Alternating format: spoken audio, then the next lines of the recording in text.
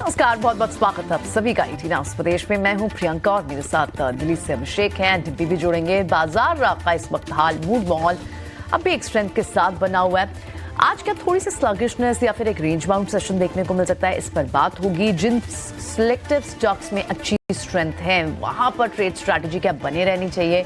IPO market से क्या आज एक्शन होगा, आज 3 फिर से नई लिस्टिंग है, वहां पर भी बात होगी। और आपकी ढेर सारी ट्रेड स्ट्रैटेजी बनाने में आज के लिए और साथ ही शॉर्ट टर्म के लिए हमारे एक्सपर्ट्स का पैनल भी तैयार है। चलिए शुरुआत करते हैं। सबसे पहले इस वक्त के 4 बड़े ट्रिगर्स पर नजर डालते हैं। ग्लोबल मार्केट से संकेत आपको फिर से एक दिन और एक और स्ट्रॉन्ग सेट ऑफ सेंटिमेंट आपको यूएस मार्केट से देखने को मिल रहा है। कल भी आप देखें तो वहां पर तीनों इंडाइसेस में बढ़त थी और गिफ्ट निफ्टी तो इस वक्त 21,550 के पार दिखाई दे रहा है। थोड़ा सा क्रूड को लेकर जरूर आपको $81 के ऊपर हो गया, क्योंकि इनफैक्ट क्रूड फ्यूचर्स भी 2% ऊपर है वहां, क्योंकि रेड सी में जो एक कंटिन्यूस टेंशन है उसके चलते कहीं ना कहीं शिपिंग लाइन डिस्टर्ब होगी और उसके चलते भी एक क्रूड पर आप एक सेंटिमेंट देख रहे हैं।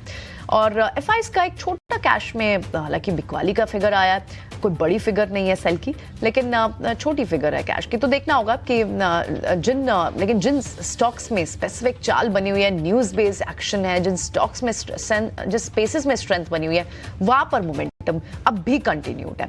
बड़ी रिपोर्ट्स कहां आई हैं आज? बड़ी रिपोर्ट आपको याद होगा कल जिन पे स्टॉक्स में बड़ी रिपोर्ट आई थी, 20% के सर्किट लगे थे। बजाज ऑटो पर डैम कैपिटल की रिपोर्ट, उन्होंने अपना टारगेट 7200 हुआ है। हालांकि बजाज फाइनेंस थोड़ा सा जरूर एक स्लगिश मूव दिखा रहा है पिछले कुछ क्वार्टर से। माफ कीजिए, बजाज ऑटो पर रिपोर्ट आई है, सॉरी, बजाज ऑटो पर डैम कैपिटल की बुलिश रिपोर्ट आई है। 7200 का टारगेट है, बड़ा रिपोर्ट है। और साथ ही बात होगी आज आईपीओ मार्केट से कहां एक्शन होगा। 3 लिस्टिंग आज होंगी और आपको याद होगा RBZ ज्वेलर्स, कल हमने देखा भी कि किस तरह से ज्वेलरी काउंटर जो लिस्ट हो रहे हैं उनमें एक प्रीमियम भी बहुत अच्छा है, डबल ऑलमोस्ट 100% प्रीमियम के साथ लिस्ट हुआ था कल। और आज RBZ एक दूसरा ज्वेलरी काउंटर है जो आज लिस्ट होने वाला है। मोती सन्स का कल लिस्ट हुआ था। ठीक है, तो ये तो रहे बड़े आज के 4 स्टार्टिंग में ट्रिगर्स हमारे लिए, लेकिन और क्या क्या संकेत बाजार से आ रहे हैं, कहां से न्यूज बेस्ड एक्शन है। एक बड़ा संकेत तो दिल्ली से जो अभी आ रहा है, मेरे दोनों सहयोगी इस वक्त दिल्ली से ही जुड़े हुए हैं और आई एम श्योर दिल्ली इस वक्त ऑफिस पहुंचने में मुश्किलें बहुत हो रही होंगी। डिम्पी इसलिए थोड़ा लेट भी हो गए सुबह की। आप अभिषेक, आप तो काफी समय के बाद फिर से अब दिल्ली से जुड़ रहे हैं। ये मौसम को मैं भी बहुत मिस कर रही हूँ, लेकिन थोड़ी तकलीफ तो होती है सुबह उठ के आने में। प्रियंका, ये बिल्कुल मैं बता दूं आपको कि देखिए, मिस करने वाली चीज नहीं है, ये बहुत डेंजरस है। मतलब वो देख के हो सकता है खूबसूरत लगी तस्वीरों में, फुटेजेस में। आज मैं जब सुबह उठा और 5 साढ़े 5 बजे जब बालकनी में गया ना, तो नीचे कुछ भी नहीं दिख रहा था। मतलब बालकनी से बाहर कुछ भी नहीं, जीरो, मतलब जीरो, एग्जेजरेशन नहीं है ये। और मतलब मैं भौचक, दफ्तर जाने का संकट, और मुझे पता था कि आज थोड़ी सी देर तो होगी। वो किसी तरह से हम खैर पहुंच गए, थोड़े नज़दीक रहते हैं उसका फ़ायदा मिल गया। लेकिन बहुत डेंजरस है और आप जैसे कि हम खबरें बता भी रहे हैं कि विजिबिलिटी ज़ीरो है, ट्रेनें लेट हो रही हैं, उड़ानों पर असर पड़ रहा है, बहुत ज़्यादा फ्लाइट्स लेट हो रही हैं। अब ये कब तक चलेगा, क्योंकि इससे बहुत सारी चीज़ें इंपैक्ट भी होती हैं, बिजनेस एक्टिविटीज़ पर भी कहीं ना कहीं इससे असर पड़ता है। इसलिए ये खबर बतानी भी ज़रूरी है। और डिम्पी तो उसके भुक्तभोगी भी हैं, उसके चलते आज के चलते चूंकि पूरा दिल्ली एनसीआर कोहरे की चादर में लिपटा हुआ है और जैसे जैसे दिन चढ़ता है ना, तो 9-10 बजे तक वो संकट वैसे ही बना रहता है। निपी, बताइए क्या एक्सपीरियंस रहा आपका? बहुत ही खतरनाक। अभिषेक, मैं बोलूंगा जितने भी दिल्ली एनसीआर के लोग हैं, कृपा करके अगर आप ऑफिस जा रहे हैं, आ रहे हैं, अपना थोड़ा सा टाइम और एक्स्ट्रा लेके चलना। आज पहली बार दिल्ली एनसीआर ने इस सीजन का कोहरा देखा है। और अभी आप जब हेडलाइंस पढ़ रहे थे तो मैं ये भी देख रहा हूँ कि ऑरेंज अलर्ट भी है, तो इस चीज़ के लिए थोड़ा सा अलर्ट रहे। मौसम एंजॉय कीजिए, मौसम को अपने ऊपर भारी मत होने दीजिए। ठीक है, बिल्कुल। तो चलिए, थोड़ा ध्यान रखना होगा और आपको ऑफिस पहुंचने के लिए, कहीं पहुंचना है तो थोड़ा सा समय एक्स्ट्रा लेकर चलना होगा। अभी तो ये दिन की शुरुआत है, ये 14-15 जनवरी तक ऐसा माहौल दिल्ली में रहता है, दिल्ली और नॉर्थ इंडिया में। ठीक है, बढ़ते हैं आगे और अब एक बार ग्लोबल मार्केट्स को भी समझ लेते हैं। अभिषेक, थोड़ा सा क्रूड की तरफ से एक उबाल जरूर देखने को मिला है, रेड सी की टेंशन भी है, वहां से थोड़ा सा इकोनॉमिक इंडिकेटर हालांकि चेंज हुआ है, अदरवाइज तो मूड बॉल ग्लोबल मार्केट्स अच्छा ही दिख रहा है। नहीं, बिल्कुल प्रियंका, मूड माहौल अच्छा कहेंगी। और कल अमेरिकी बाजारों को आप देखिए तो वहाँ पर आधे % की तेज़ी हमने देखी है। वॉल्यूम थोड़े से ज़रूर वहाँ पर भी कम रहे होंगी, लेकिन बाकी जो इंडिकेटर्स हैं वहाँ किसी भी टेंशन के संकेत नहीं है। क्रूड में भी लाल सागर में जो जहाज पर हमला हुआ है उससे कीमतों में थोड़ी सी उछाल हमने देखी है। एक और वजह यह है कि अब अमेरिका में कहीं ना कहीं सिनेरियो ये बन रहा है कि रेट कट आएगा। रेट कट आना यानी कि इकोनॉमिक एक्टिविटी का थोड़ा सा बढ़ जाना, थोड़ा सा और मजबूत हो जाना, उसके चलते भी क्रूड में हम तेजी देख रहे हैं। तो ये सेंटिमेंटली हम ये कहेंगे कि ठीक ही है। भारतीय अगर हम इकोनॉमी के लिहाज से बात करें तो क्रूड का चढ़ना थोड़ा सा नेगेटिव माना जाता है, लेकिन जब तक हमारे कंफर्ट रेंज के अंदर है तब तक कोई टेंशन की बात नहीं है। अभी भी 80-81 वाली रेंज को पकड़ के ही क्रूड कामकाज कर रहा है। अगर हम यूएस के अगर आंकड़ों की बात करें तो घरों के दाम करीब 5% बढ़े हैं, तो वहां पर थोड़ी सी इकोनॉमी में मजबूती के संकेत ये हैं। आज मैन्युफैक्चरिंग के जो आंकड़े आएंगे उससे काफी हद तक तस्वीर साफ हो जाएगी कि स्ट्रेंथ कैसी है और आगे जो फेड का जो स्टांस रहने वाला है, जो एक्शन रहने वाला है, वो किस तरह से होगा। अदरवाइज चीजें ठीक ठाक दिख रही हैं।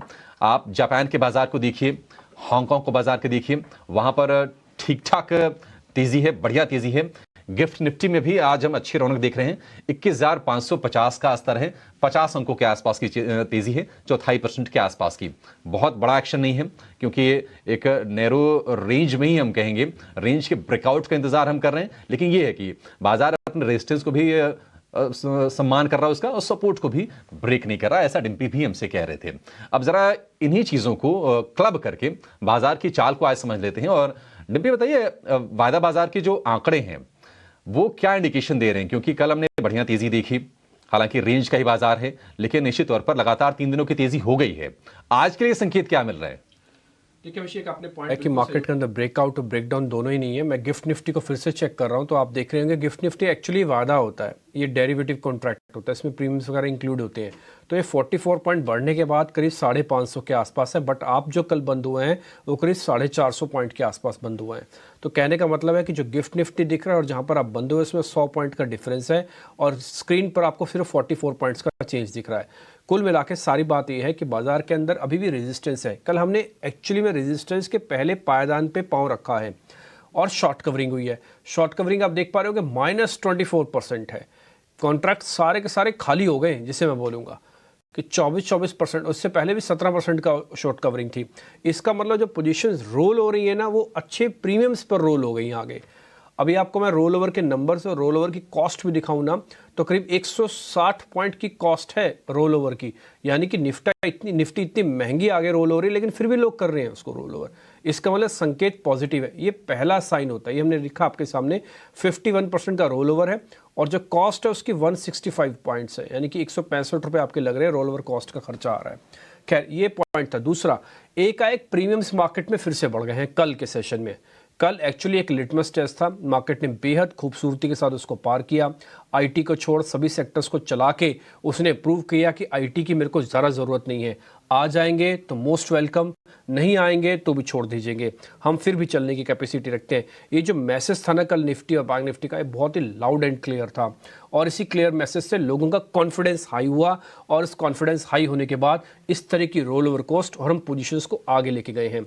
करना क्या चाहिए? जिनके पास पोजीशंस हैं उनको ज़रूर, हमने तो कल भी प्रियंका आपके सामने बात रखी थी कि जिनके पास पोजीशन उनको रोल ओवर ज़रूर करना चाहिए, और जिनके पास शॉर्ट है ना उनको भी रोल ओवर करना चाहिए। बट एक चीज़ का ध्यान रखें, अगर इसी का रोल ओवर करते करते आपका 550-600 वाला एक स्टॉप लॉस कट जाए ना, अब मान लो शॉर्ट पे हो आप, तो कटा के बाहर आ जाना आप, फिर आप नई सीरीज़ को अलग एंगल से, नए चश्मे से अलग से देखना। तो फिलहाल निफ्टी और बैंक निफ्टी के अंदर अच्छी पोजिशनिंग हो रही है, अच्छे से बना हुआ है।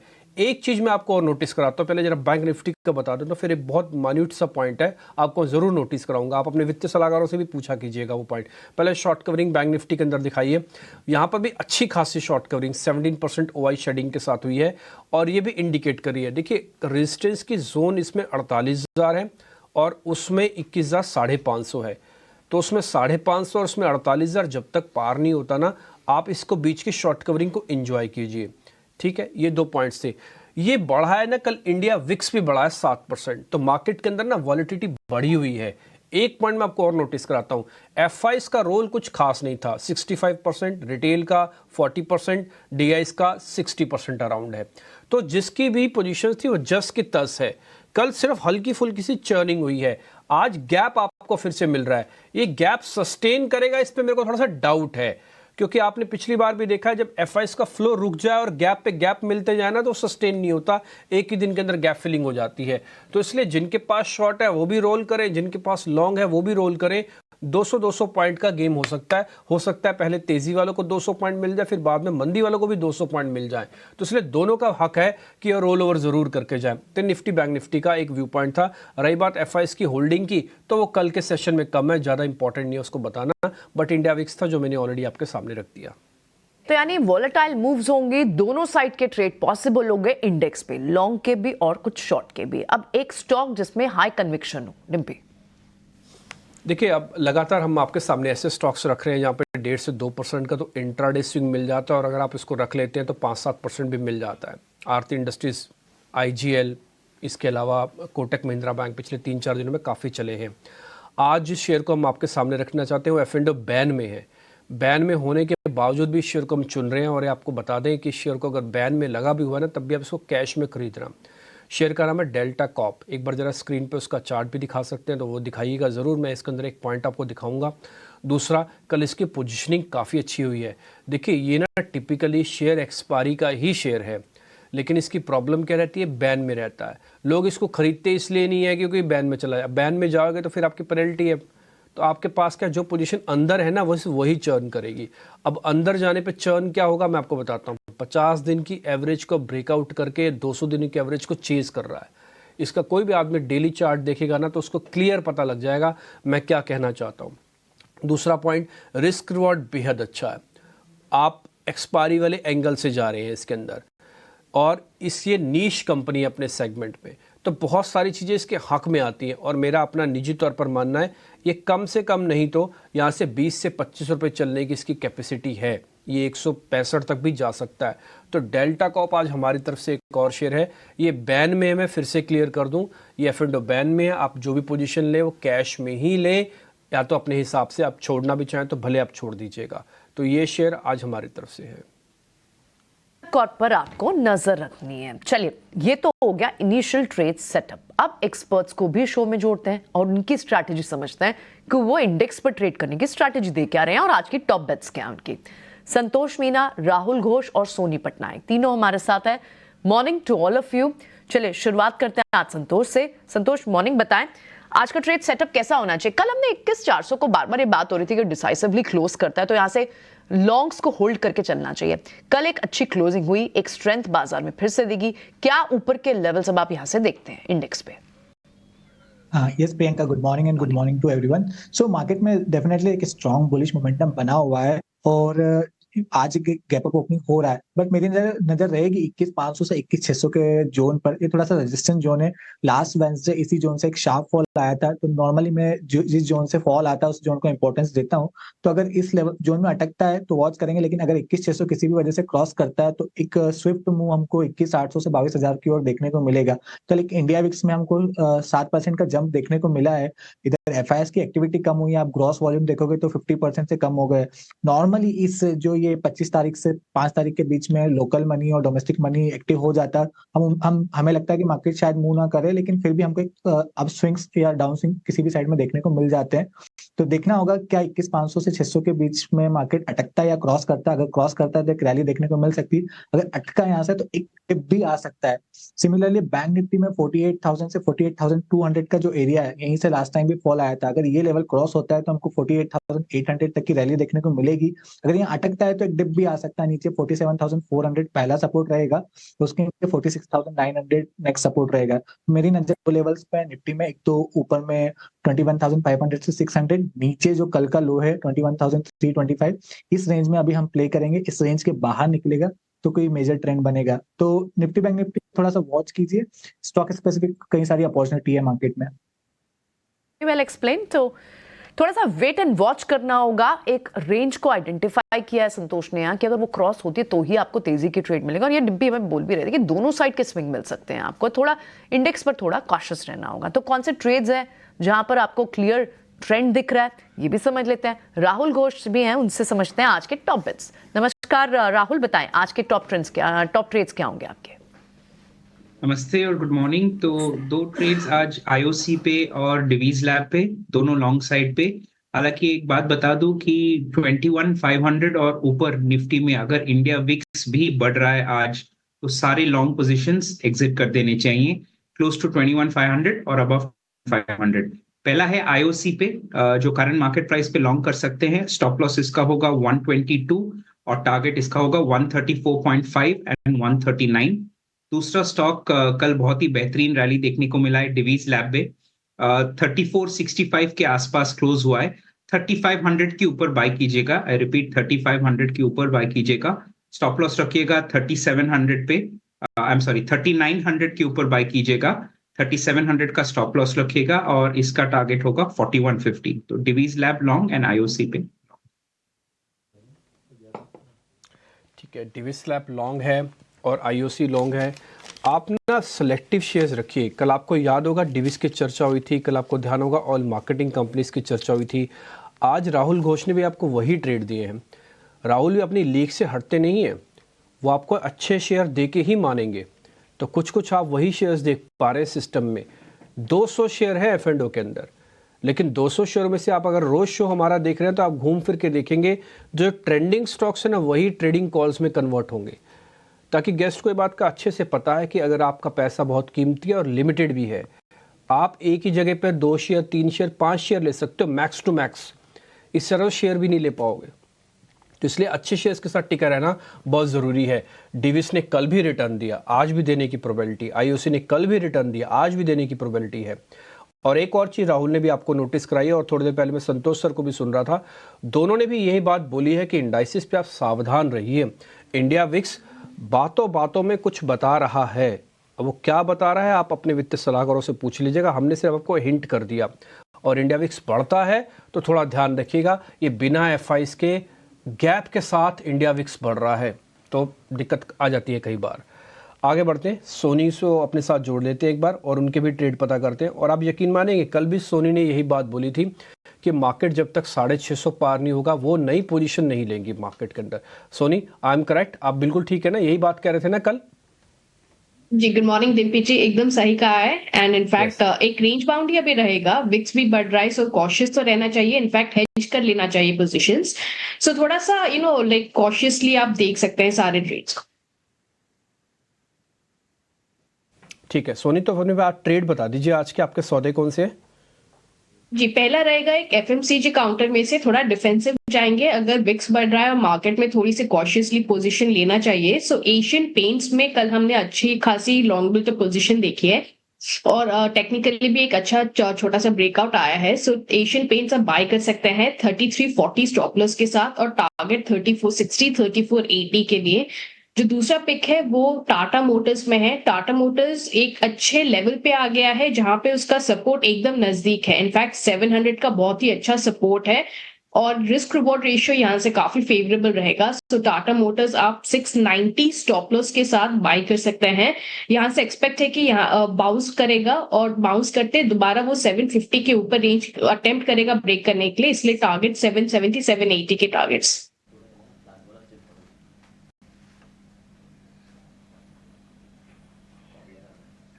ओके, ठीक है, चलिए, तो ये हुई सोनी की भी आज की ट्रेडिंग कॉल्स। संतोष से समझ लेते हैं। संतोष, आपके आइडियाज? यस, मेरे 2 कॉल्स है, दोनों ही बाइंग साइड है। पहला स्टॉक मेरा मेटल स्पेस से सेल, ये कल F&O बेंच से बाहर आया। जब भी ये लास्ट टाइम 2-3 बार से ऐसा देखा गया, जब भी बेंच से बाहर आता है एक बड़ा मूव देखने को मिलता है। टेक्निकली भी हम देखें तो इसका स्ट्रक्चर काफी बुलिश है। हमने रिसेंटली एक डिप देखा था, उस डिप में इसमें 20 डे मूविंग एवरेज से बाउंस बैक देखने को मिल रहा है। और सुबह में शरद का ट्वीट भी पढ़ रहा था कि शायद government PLI scheme 2.0 steel stocks के लिए अनाउंस कर सकती है, तो वो भी एक शायद बज रह सकती है। तो इस स्टॉक को खरीदारी करनी चाहिए। 120 का इमीडिएट टारगेट रहेगा, 112 रुपए का स्टॉप लॉस रहेगा। दूसरा मेरा केमिकल स्पेस है। कल केमिकल स्टॉक उसमें एक बड़ा मोमेंटम देखने को मिला था, कहीं ना कहीं एक म्यूचुअल फंड बाइंग देखने को मिल रही है केमिकल स्टॉक्स में लोअर लेवल्स पर। मुझे लगता है आज भी ये मोमेंटम एटलीस्ट मॉर्निंग में तो कंटिन्यू रह सकता है और स्ट्रक्चर भी काफी अच्छा है, इसमें एक बहुत अच्छा ब्रेकआउट आया है। तो यहाँ पर 2575 का इमीडिएट टारगेट रहेगा, 2525 का स्टॉप लॉस रहेगा। ठीक है, तो कई सारी कॉल्स आपको लार्ज कैप से मिल रही हैं, steel, chemical space, energy space, ये वो स्पेसेस जहाँ स्ट्रेंथ भी है और लार्ज कैप की बेट्स ज़्यादा भी दिख रही हैं। एक ये जो ट्रेंड दिख रहा है, ठीक है। हमारी सारी ओपनिंग कॉल्स हमारे साथ आ गई हैं। अब शो में समझते हैं आज के बड़े स्टॉक्स कौन से हैं जिन पर आज फोकस करना है। शरद लेकर आए हैं आज के स्टॉक्स एंड न्यूज। शरद बताएं। मॉर्निंग। Good morning. सबसे पहले बात करें तो कंसाई नेरोलैक फोकस में रहेगा और यही पास में लोअर परेल में उन्होंने अपनी लैंड एसेट की जो है बिकवाली की है। लगभग 726 करोड़ का ये जो है एसेट मोनेटाइजेशन रहेगा और ये रुनवाल डेवलपर्स को जो है वो बिकवाली करेंगे। ऑफ कोर्स याद रखिए एक और एसेट मोनेटाइजेशन हुआ था, लगभग 700 करोड़ का उन्होंने लैंड बेचा था और वैल्यूएशंस भी थोड़े अट्रैक्टिव है। और याद रखिए जो एक इंडस्ट्रियल अपसाइकिल होती है तो यहाँ पे जो इनके इंडस्ट्रियल पेंट्स होते हैं उसमें भी इंप्रूवमेंट देखने मिल सकता है, तो नेट जो है पॉजिटिव इंपैक्ट स्टॉक में देखने मिल सकता है। विष्णु प्रकाश पुंगलिया भी फोकस में रहने वाला है। लगभग 900 करोड़ का एक बड़ा ऑर्डर आया है आपका Uttarakhand urban sector development authority से। एक टाइप से रेवेन्यू जो कंसंट्रेशन का जो रिस्क होता है स्टेट वाइज, जो जनरली इनका राजस्थान में ज़्यादा काम है, अब जो वो धीरे धीरे करके अलग स्टेट्स में जा रहे हैं, तो एक टाइप से पॉजिटिव स्टॉक के लिए है। तीसरा स्टॉक रहेगा एम्बर एंटरप्राइजेज। यहाँ पे एक इंपॉर्टेंट जेवी करार हुई है नॉइस के साथ, उनकी आर्म के साथ। अब ये जेवी 50-50 है और ये जो नॉइज़ है ये एक्चुअली एक ब्रांड है आपका वेरेबल्स को लेके, जो आपके स्मार्टफोन्स होते हैं, स्मार्ट वॉचेस होते हैं, ईयरबड्स होते हैं, हेडफोन्स होते हैं, उसको लेके रिलेटेड है। अब ये इंपॉर्टेंट इसलिए क्योंकि डिक्सन ने भी करार किया था बोट के साथ मई 2022 में और ऑप्टिमस इंफ्रा उनकी आर्म के पास भी जो है ये जो है इंपॉर्टेंट वेरेबल सेगमेंट है। ये हाई वॉल्यूम बिजनेस होती है, लो मार्जिन भी होती है, लेकिन परसेप्शन वाइज और स्टॉक में एक पॉजिटिव इंपैक्ट देखने मिल सकता है। अरविंद फैशन मैनेजमेंट की बात करें तो डैम कैपिटल के साथ इनका मैनेजमेंट मीट हुआ था और दो अहम बात सामने आई इस मीट से। सबसे पहला 100 से 100 बेसिस पॉइंट्स तक जो है मार्जिन हर साल वो एक्सपैंड करना चाहते हैं, ये इनका टारगेट है। और दूसरा बड़ा इंपॉर्टेंट पॉइंट है कि अगले 2 से 3 साल में उनके जो फुटवेयर बिजनेस है वहाँ पे 500 करोड़ तक का जो है रेवेन्यू वो टारगेट कर रहे हैं। उसके अलावा माइथन एलॉयज भी फोकस में रहेगा। हालांकि कंपनी जो है आप याद रखिए मैग्नीशियम एलॉयज रिलेटेड है, लेकिन ये हर चर्चा जो है अभी हो रही है उनकी इन्वेस्टमेंट्स को लेके। एनएससी में लगभग 0.2% स्टेक अक्वायर किए 324 करोड़ रुपए में और पिछले एक महीने के फाइलिंग्स हमने चेक किया तो वहाँ पता चला कि जियो फाइनेंशियल, नैटको फार्मा ऐसे सारे स्टॉक्स में जो है वो इन्वेस्ट कर रहे हैं।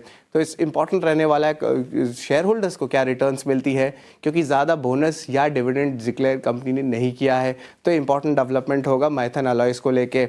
और आखिरी स्टॉक रहेगा SGVN का। यहाँ पे लगभग 550 करोड़ का ऑर्डर जो है सोलर पावर प्रोजेक्ट में उनको मिला है गुजरात ऊर्जा विकास निगम से। तो ये 6 स्टॉक्स है जहाँ पे एक्शन जो है आज हमें देखने मिल सकता है।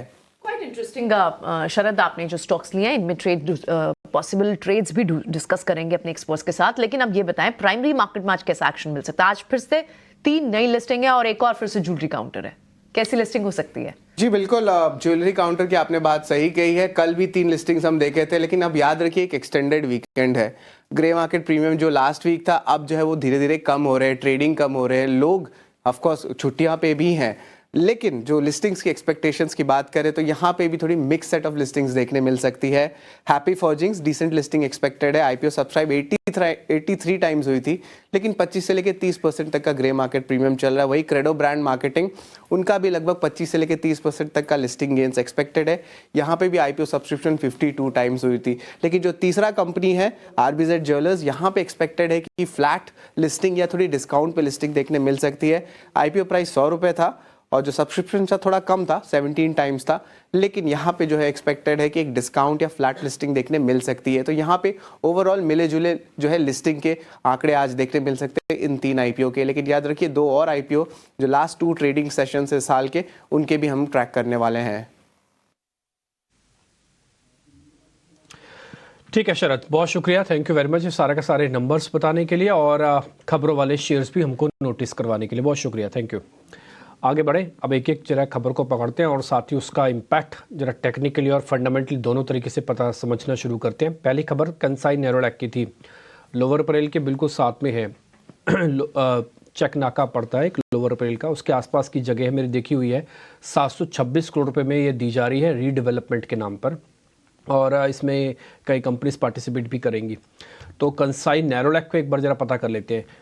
सोनी आपसे शुरू करते हैं। आज आपका एक पेंट कंपनी ऑलरेडी है, एशियन पेंट आपने दिया है, एक बार ज़रा कंसाई नेरोलैक पेंट को भी चेक कर लो आप। इसमें एक पॉजिटिव न्यूज़ है और एक काफ़ी समय से पेंडिंग है और बाजार इसको जानता था कि इसको ये ज़मीन को बेचना ही है, ये देंगे ही देंगे, 100% देंगे। हालांकि मेरे को तो 650 करोड़ भी कम लग रहा है। जो इनकी लोकेशन और जो लैंड है ना इनकी वजह से तो बहुत बड़ी है। चलिए फिर भी देखते हैं, एक बार आप टेक्निकली चेक करके बताइए। जी डिम्पी जी, यहाँ पे टेक्निकली हम देखेंगे तो एक अटेम्प्ट ले रहा है 10, 20, 50 ईएमए को सस्टेन करने के लिए। सो इमीडिएट सपोर्ट पे अगर हम देखेंगे तो 318, 315 के रेंज में एक अच्छा सपोर्ट है, बट रेजिस्टेंस पे इसके मल्टीपल रेजिस्टेंस है। 330, 340 के बैंड में मल्टीपल रेजिस्टेंस है। सो थोड़ा सा साइडवेज व्यू बनेगा। जब तक upper side of the resistance को ब्रेक नहीं करता है तब तक फ्रेश एंट्री यहाँ से मत लीजिए। एक बार अगर 340 के ऊपर डिसाइसिवली सस्टेन होता है तो ही आप उसके अंदर ले सकते हैं पोजीशन। वहां से फिर 360 के तरफ टारगेट्स बनेंगे। ठीक है, तो आपको 340 हो गया पहला लेवल्स जो आपको वॉच करना है। हो सकता है इस खबर की बदौलत आज से थोड़ा पॉजिटिव खुल जाए। हाँ, हो सकता है, वो भी थोड़ा ही खुलना चाहिए मेरे हिसाब से। तो एक खबर प्राइसिंग के हिसाब से 1000 करोड़ आना चाहिए था, लेकिन 726 करोड़। चलो मैं फिर भी मानता हूँ कि मार्केट इसको ज़्यादा दिमाग नहीं लगाएगा इसमें भी, लेकिन फिर भी अगर ये जब तक 340 पार नहीं होगा ना तो खबर आएगी और चली भी जाएगी। आपको ट्रेड में फंसना नहीं है, यही तो इसलिए तो हम पूछ रहे हैं। तो खबर तो आपके पास भी आती है आपके मोबाइल पे, है ना। तो आपको इस चीज़ का ध्यान रखना है। बस 340 एक बार पार होगा तब आप इसमें वापस से रीचेकिंग करना। जब तक 340 कंसाई पार नहीं करता रुके रहना, खबर आएगी, हो सकता है चली भी जाए। दूसरा शेयर जरा पता करते हैं एम्बर एंटरप्राइजेस के साथ। नॉइस ब्रांड है, काफ़ी सारे लोगों ने इस्तेमाल किया होगा नॉइस ब्रांड के अगर कुछ प्रोडक्ट है तो एम्बर एंटरप्राइजेस ने उनके साथ एक करार किया है। ये वॉचेस के लिए, ईयरफोन के लिए, हेडफोन्स के लिए, इस सब के लिए करार है। राहुल जी एक बार जरा चेक करेंगे एम्बर एंटरप्राइजेस। तो एम्बर एंटरप्राइजेस का चार्ट अनफॉर्चुनेटली ज्यादा ग्रेट नहीं लग रहा है। इनफैक्ट 3000 अगर ब्रेक करता है डाउन साइड पे और थोड़ा सा भी डिसेंट वॉल्यूम्स अगर देखने को मिले तो और डाउन साइड 2800 तक आ सकता है। लॉन्ग तो फिलहाल नहीं इनिशिएट करेंगे जब तक 3250 क्रॉस होता है। तो करंटली नो ट्रेड जोन में है एम्बर। ट्रेड जोन में, बट क्या ट्रेड जोन में अरविंद फैशन है? कल से ही आप इनफैक्ट देखें तो इसमें मोमेंटम भी बिल्टअप होना शुरू हो गया था। मैनेजमेंट की मीट हुई डैम कैपिटल के साथ और कुछ टेक अवेज जो आए हैं वो बाजार को, स्ट्रीट को कैसे पसंद आ सकता है? चार्ट इस वक्त कितनी स्ट्रेंथ दिखा रहे हैं? क्योंकि टेक अवेज में निकल कर आया है कि वो अपने मार्जिन को एक्सपैंड करने पर काम करेंगे 100 to 150 BPS, और साथ ही उन्होंने एक टारगेट भी बताया कि अगले 2 से 3 साल में फुटवेयर कैटेगरी में लगभग 500 करोड़ का वो टॉप लाइन करेंगे। सो इन सब के बेसिस पर क्या चार्ट्स पे भी वो स्ट्रेंथ दिख रही है? अरविंद फैशन, एक बार संतोष इसका चार्ट चेक करके बताएं हमें। अरविंद फैशन का चार्ट स्ट्रक्चर काफी अच्छा है। स्टॉक में एक ब्रेकआउट देखने को मिला था कुछ समय पहले, 380 के लेवल को क्रॉस किया था, स्टॉक फिर 440-45 तक गया था, करेक्शन हुआ, वापस एग्जैक्ट वहीं 380-90 के आसपास से बाउंस बैक किया और लग रहा है कि शायद वापस ये 440-450 के लेवल दिखा सकता है। अभी 420 के आसपास ट्रेड कर रहा है। तो यहाँ पे अगर कोई ट्रेड लेना भी चाहे शॉर्ट टर्म के लिए तो 410 के स्टॉप लॉस से ले सकता है। 445-50 का टारगेट रहेगा। इन केस ये 450 का लेवल निकालता है तो शायद और भी बड़ी तेजी आ सकती है इस काउंटर में। ठीक है, तो इन लेवल्स पर भी एंटर कर सकते हैं और फर्दर एक रनअप 450 के ऊपर एक बड़ा रनअप भी दिख सकता है अरविंद फैशन में। आप यहां बाय करने की सलाह हमें संतोष दे रहे हैं। बढ़ेंगे आगे, ममाक्षी से इस वक्त बड़ी इंपॉर्टेंट ब्रोकरेज हाउस की रिपोर्ट्स भी समझ लेते हैं, फिर उन्हें भी डिस्कस करेंगे। हमारे साथ फंडामेंटल गेस्ट भी होंगे। ममाक्षी मॉर्निंग, बताएं कौन सी रिपोर्ट्स हैं आपके पास? जी बिल्कुल, हमारी नज़र होगी स्टील स्टॉक्स पर। अगर हम देखें तो सिटी की तरफ से रिपोर्ट आ रही है और ये हाईलाइट कर रहे हैं कि स्टील प्राइसेस इनकी इनपुट प्राइसेस के हिसाब से मूव होने की उम्मीद की जा रही है 2024 में।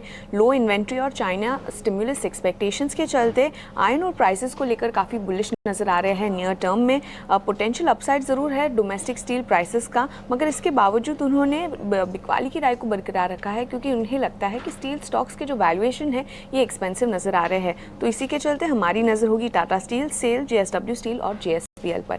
इसके अलावा शुगर सेक्टर भी हमारे रेडार पर रहेगा। डैम कैपिटल की तरफ से रिपोर्ट आ रही है और ये हाईलाइट कर रहे हैं कि शुगर प्रोडक्शन में गिरावट आ सकती है। लाइकली लोअर ये जो शुगर प्रोडक्शन है अगले सीजन में भी कम रह सकता है। जो पॉज आया है इथेनॉल पॉलिसी में ये टेम्पररी है। ओवरऑल अर्निंग्स ग्रोथ ट्रैजेक्टरी को लेकर भी ये काफ़ी पॉजिटिव नज़र आ रहे हैं और उन्हें लगता है जो भी नेगेटिव है शुगर सेक्टर को लेकर ये ऑलरेडी वैल्यूएशंस में फैक्टर्ड इन है।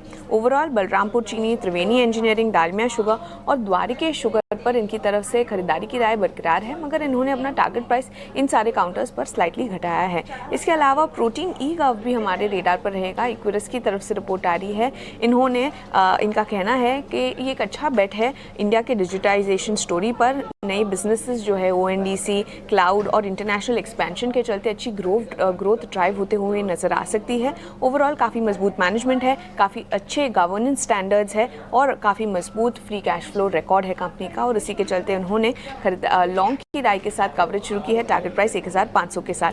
तेजस नेटवर्क्स पर एमके का कहना है कि काफ़ी मल्टीपल ग्रोथ लिवर्स नज़र आ रहे हैं, जिसके चलते स्टॉक में अच्छा स्केल अप नज़र आ रहा है। कंपनी के पास इनफैक्ट करीब 29,200 ऑर्डर्स है जो एग्जीक्यूट हो सकते हैं FY24 से लेकर 28 तक। रेवेन्यू जरूर पीक आउट हो सकता है FY25 में, और टाटा ग्रुप का जो सेमीकंडक्टर फोरे है इससे कंपनी को काफ़ी अच्छा फायदा होता हुआ नजर आ सकता है, जिसके चलते एमके ने तेजस नेटवर्क्स पर खरीदारी की राय के साथ कवरेज शुरू की है। और आखिर में हम फोकस करेंगे एल्केम लैब्स पर। इक्विटिस का कहना है कि एक्यूट बिजनेस जो है कंपनी का ये काफ़ी मजबूत है। Alkem high growth chronic market भी टारगेट कर रहा है। डोमेस्टिक मार्जिन्स भी 650 से 700 बेसिस पॉइंट्स तक एक्सपैंड हो सकते हैं। तो ओवरऑल इसी के चलते उन्होंने लॉन्ग की राय के साथ कवरेज शुरू की है एल्केम लैब्स पर। ओके, ऑलराइट, शुक्रिया ममाक्षी, सारे रिपोर्ट्स में कंपाइल करके बताने के लिए, टारगेट्स हमारे साथ शेयर करने के लिए बहुत बहुत शुक्रिया। थोड़ी देर में अविनाश भी जुड़ेंगे, उनसे भी डिस्कस करेंगे। लेकिन एक स्टॉक टेक्निकली इस वक्त कितना स्ट्रॉन्ग दिख रहा है, इंडिया ग्लाइकोल। इनकी जो रीसेंट न्यूज़ आई है कि अपनी कैपेसिटी को इंक्रीज करेंगे, ग्रीन डिस्टिलरी जो उत्तराखंड में इनका यूनिट है वहाँ पर। और आपको याद होगा इसी महीने में बड़े ऑर्डर्स के चलते इंडिया ग्लाइकोल, क्योंकि ये शुगर, न्यूट्रोसिटिकल, केमिकल, काफ़ी सारी चीज़ों की मैन्युफैक्चरिंग में, और OMC से, ऑयल कंपनी से सप्लाई ऑफ एथेनॉल के लिए ये न्यूज़ में भी थी इसी महीने में। और बड़ी मूव 500 साढ़े 500 से ये स्टॉक चल चुका है राहुल। लेकिन जिस तरह की फंडामेंटल्स यहाँ पर हैं, कितनी स्ट्रेंथ और आपको चार्ट्स पर भी दिख रही है, क्या चार्ट्स भी सपोर्ट कर रहे हैं? एज ऑफ नाउ तो लग रहा है कि स्ट्रक्चर एक अच्छा बन रहा है। थोड़ा सा वेट करना पड़ेगा 765 के लेवल के ऊपर। 756 पे स्टॉक चल रहा है। अबव 765 अगर सस्टेन करता है फॉर 1 और 2 ट्रेडिंग सेशंस तो फ्यूचर भी अपसाइड पोटेंशियल स्टॉक रखता है। तो थोड़ा सा वेट एंड वॉच करेंगे और 765 के ऊपर लॉन्ग इनिशिएट करेंगे। वेट एंड वॉच आप यहां करना चाहेंगे और उसके बाद इसमें आप पोजीशन लेना चाहेंगे, ठीक है।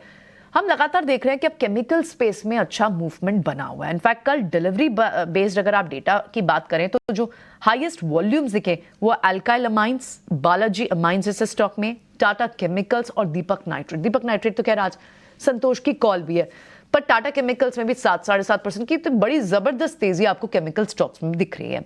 सोनी, क्या यहां से कोई एक फेवरेबल एंट्री पॉइंट जिस केमिकल स्टॉक्स में आपको दिख रहा हो जो आप रेकमेंड करना चाह रही हो, या फिर कोई डिप पे बाय करने की सलाह होगी, कौन सा चूज करना चाहेंगे?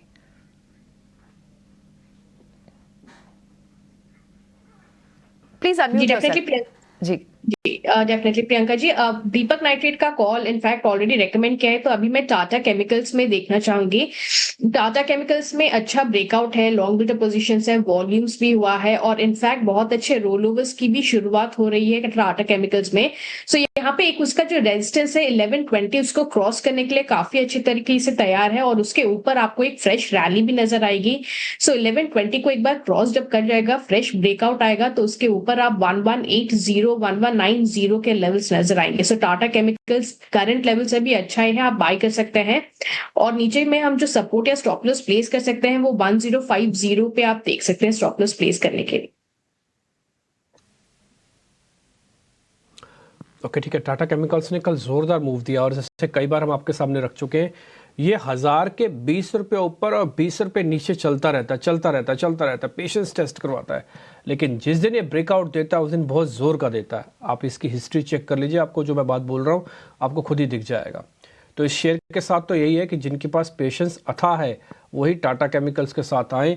हो सकता है आपको चलते हुए पूरे बाजार के अंदर एक महीना तक ये सिर्फ 40 पॉइंट की रेंज में रखे, लेकिन 31वां दिन जब आएगा तो उस दिन आपको पूरा रिकॉर्ड, आपका हिसाब किताब बराबर कर देगा। थोड़ा सा अच्छा शेयर है, ध्यान रखिएगा इस पर भी। आगे बढ़ते हैं, अविनाश सर भी इस बीच हमारे साथ जुड़ चुके हैं। अविनाश सर, बहुत बहुत शुक्रिया, थैंक यू वेरी मच समय देने के लिए। सर, मैं विष्णु प्रकाश पुगलिया नाम की कंपनी है जो रिसेंटली IPO भी आया, उससे ही शुरू करना चाहूँगा। उसको एक नया ऑर्डर मिल रहा है सर, करीब 900 करोड़ रुपए का। सर, जब ये IPO आया था ना तब भी ये बात तय थी कि इनकी ऑर्डर बुक को लेकर तो कोई दिक्कत ही नहीं है, बस थोड़ा विजिबिलिटी और गाइडेंस वगैरह कंपनी ठीक दे रहे तो काम हो जाएगा। अच्छी गाइडेंस दी, शेयर बढ़िया लिस्ट हुआ, अच्छा गेन मिला, अभी भी चल रहा है। सर, आपके रिकमेंडेशन में क्या है, ये अभी भी लेने लायक है या फिर जिनके पास IPO का रखा हुआ है सिर्फ वही रखें अपने पास?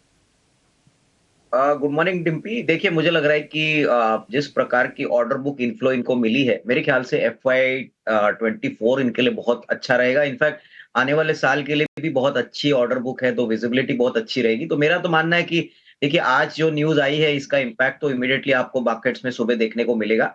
बट अगर हम अगले 6-12 महीने की बात करें तो यहाँ से भी अर्निंग्स ग्रोथ कम से कम 15-20% बढ़ने की क्षमता है। और मुझे लग रहा है कि इस लेवल से भी अगर किसी को खरीदना है तो मेरे ख्याल से एक थोड़ा सा एक्यूमुलेशन या हम कह सकते हैं इन्वेस्ट करने का मौका बन सकता है, क्योंकि यहाँ से भी मुझे लग रहा है कि 18-20% की अपसाइड कंफर्टेबली पॉसिबल है। देखिए ये एक ऐसी ईपीसी कंपनी है जहाँ पे कैश फ्लोस पॉजिटिव है, जहाँ पे ऑर्डर बुक भी काफी तेजी से बढ़ रही है। ये दोनों कॉम्बिनेशंस मार्केट को काफी पसंद आ रहे हैं, तो डेफिनेटली इसमें कोई डाउट नहीं कि करंट प्राइस पे या थोड़ा सा अगर मार्केट में थोड़ी सी मुनाफा वसूली आती है तो उसको खरीदना चाहिए। मुझे लगता है कि यहाँ से भी करीबन 250 का एक फर्स्ट टारगेट बनेगा, तो definitely buy on decline and current price पे भी किसी को निवेश करना है तो जरूर कर सकते हैं। ठीक है अविनाश सर, एक क्वेश्चन मैं आपसे पता करता हूं, क्योंकि इसके टेक्निकल चार्ट ज़्यादा हेल्प नहीं कर पाते। उसमें है शुगर सेक्टर, यहाँ पर पॉलिसी का इम्पैक्ट ज़्यादा आ जाता है। अभी ना डैम कैपिटल की एक रिपोर्ट है जो कि शुगर स्टॉक्स को लेकर है। वो ये कह रहे हैं कि भी आगे जो प्रोडक्शन रहेगा ना शुगर का वो कम ही रहेगा सीज़न में, नेक्स्ट सीज़न में भी। लेकिन उन्होंने ये भी कहा है साथ ही साथ अपनी रिपोर्ट में कि जो एथेनॉल पॉलिसी को लेकर जो एक पोस्ट सा लगाया है ना, गवर्नमेंट ने कुछ रेगुलेशन डाल दिया, आप इतना ही बनाओगे इतना नहीं बनाओगे टाइप, तो वो टेम्परेरी है। तो दो चीज़ें एज इट इज़ हैं, यानी कि एथेनॉल वाला इनका हिस्सा बहुत ज़बरदस्त है, और दूसरा ये कह रहे हैं कि शुगर का प्रोडक्शन आगे भी कम रहेगा। ये इन्होंने नए टारगेट्स और कुछ रेटिंग रखी है जो हमने एक ही चार्ट में आपके सामने डाल दी है। सर आपका स्टांस चाहिए शुगर कंपनीज को लेकर? नहीं, मेरे ख्याल से डिम्पी मुझे लग रहा है कि देखिए नियर टर्म में तो ये सारे स्टॉक्स थोड़े से रेंज बाउंड रहेंगे, लेकिन एक बात तो क्लियर है कि गवर्नमेंट एथेनॉल को पुश करना चाहती है। इनफैक्ट उन्होंने क्लियरली कहा है कि 20% का जो कंट्रीब्यूशन है पेट्रोल में वो करीबन FY25 तक वो मेंटेन करते हैं। मुझे लगता है कि दिस ईयर शुगर की प्रोडक्शन में थोड़ी सी कटौती एक्सपेक्टेड थी, तो उन्होंने थोड़ा सा ये मोलासिस का जो प्रोडक्शन था वो उन्होंने थोड़ी सी रिस्ट्रिक्शंस की, लेकिन बहुत ही जल्द उन्होंने क्लेरिफाई किया कि गवर्नमेंट का कोई इंटेंशन नहीं है कि मोलासिस को वो एथेनॉल में कंज्यूम करे, ऐसी कोई दिक्कत हो। मुझे लग रहा है कि अगर नजरिया 12-15 महीने का है तो डेफिनेटली बलरामपुर चीनी, धामपुर शुगर, त्रिवेणी, ये सारे बड़े प्लेयर्स हैं जो एथेनॉल बनाते हैं। और दूसरी बात, गवर्नमेंट ये भी सब मान के चल रहे हैं कि गवर्नमेंट एथेनॉल की कीमतें वापस बढ़ाएगी। तो definitely in the near term क्या होगा कि जो कंपनी गेहूं से या कॉर्न से एथेनॉल बनाती है उनके लिए थोड़ा सा पॉजिटिव होगा, जैसे BCL है, एसोसिएटेड अल्कोहल है। लेकिन जो बड़े प्लेयर्स है मुझे लगता है उनको दिक्कत नहीं होगी। मेरे ख्याल से मोलासिस की सप्लाई काफी अच्छी रहेगी। तो डेफिनेटली नजरिया 12-15 महीने का अगर आपका है तो इसमें एक निवेश का मौका जरूर बन सकता है। थोड़ा सा टाइम इन्वेस्टर्स को यहाँ पे स्पेंड करना पड़ेगा, क्योंकि नियर टर्म में स्टॉक्स थोड़े रेंज बाउंड रहेंगे। राइट, ठीक है, बिल्कुल।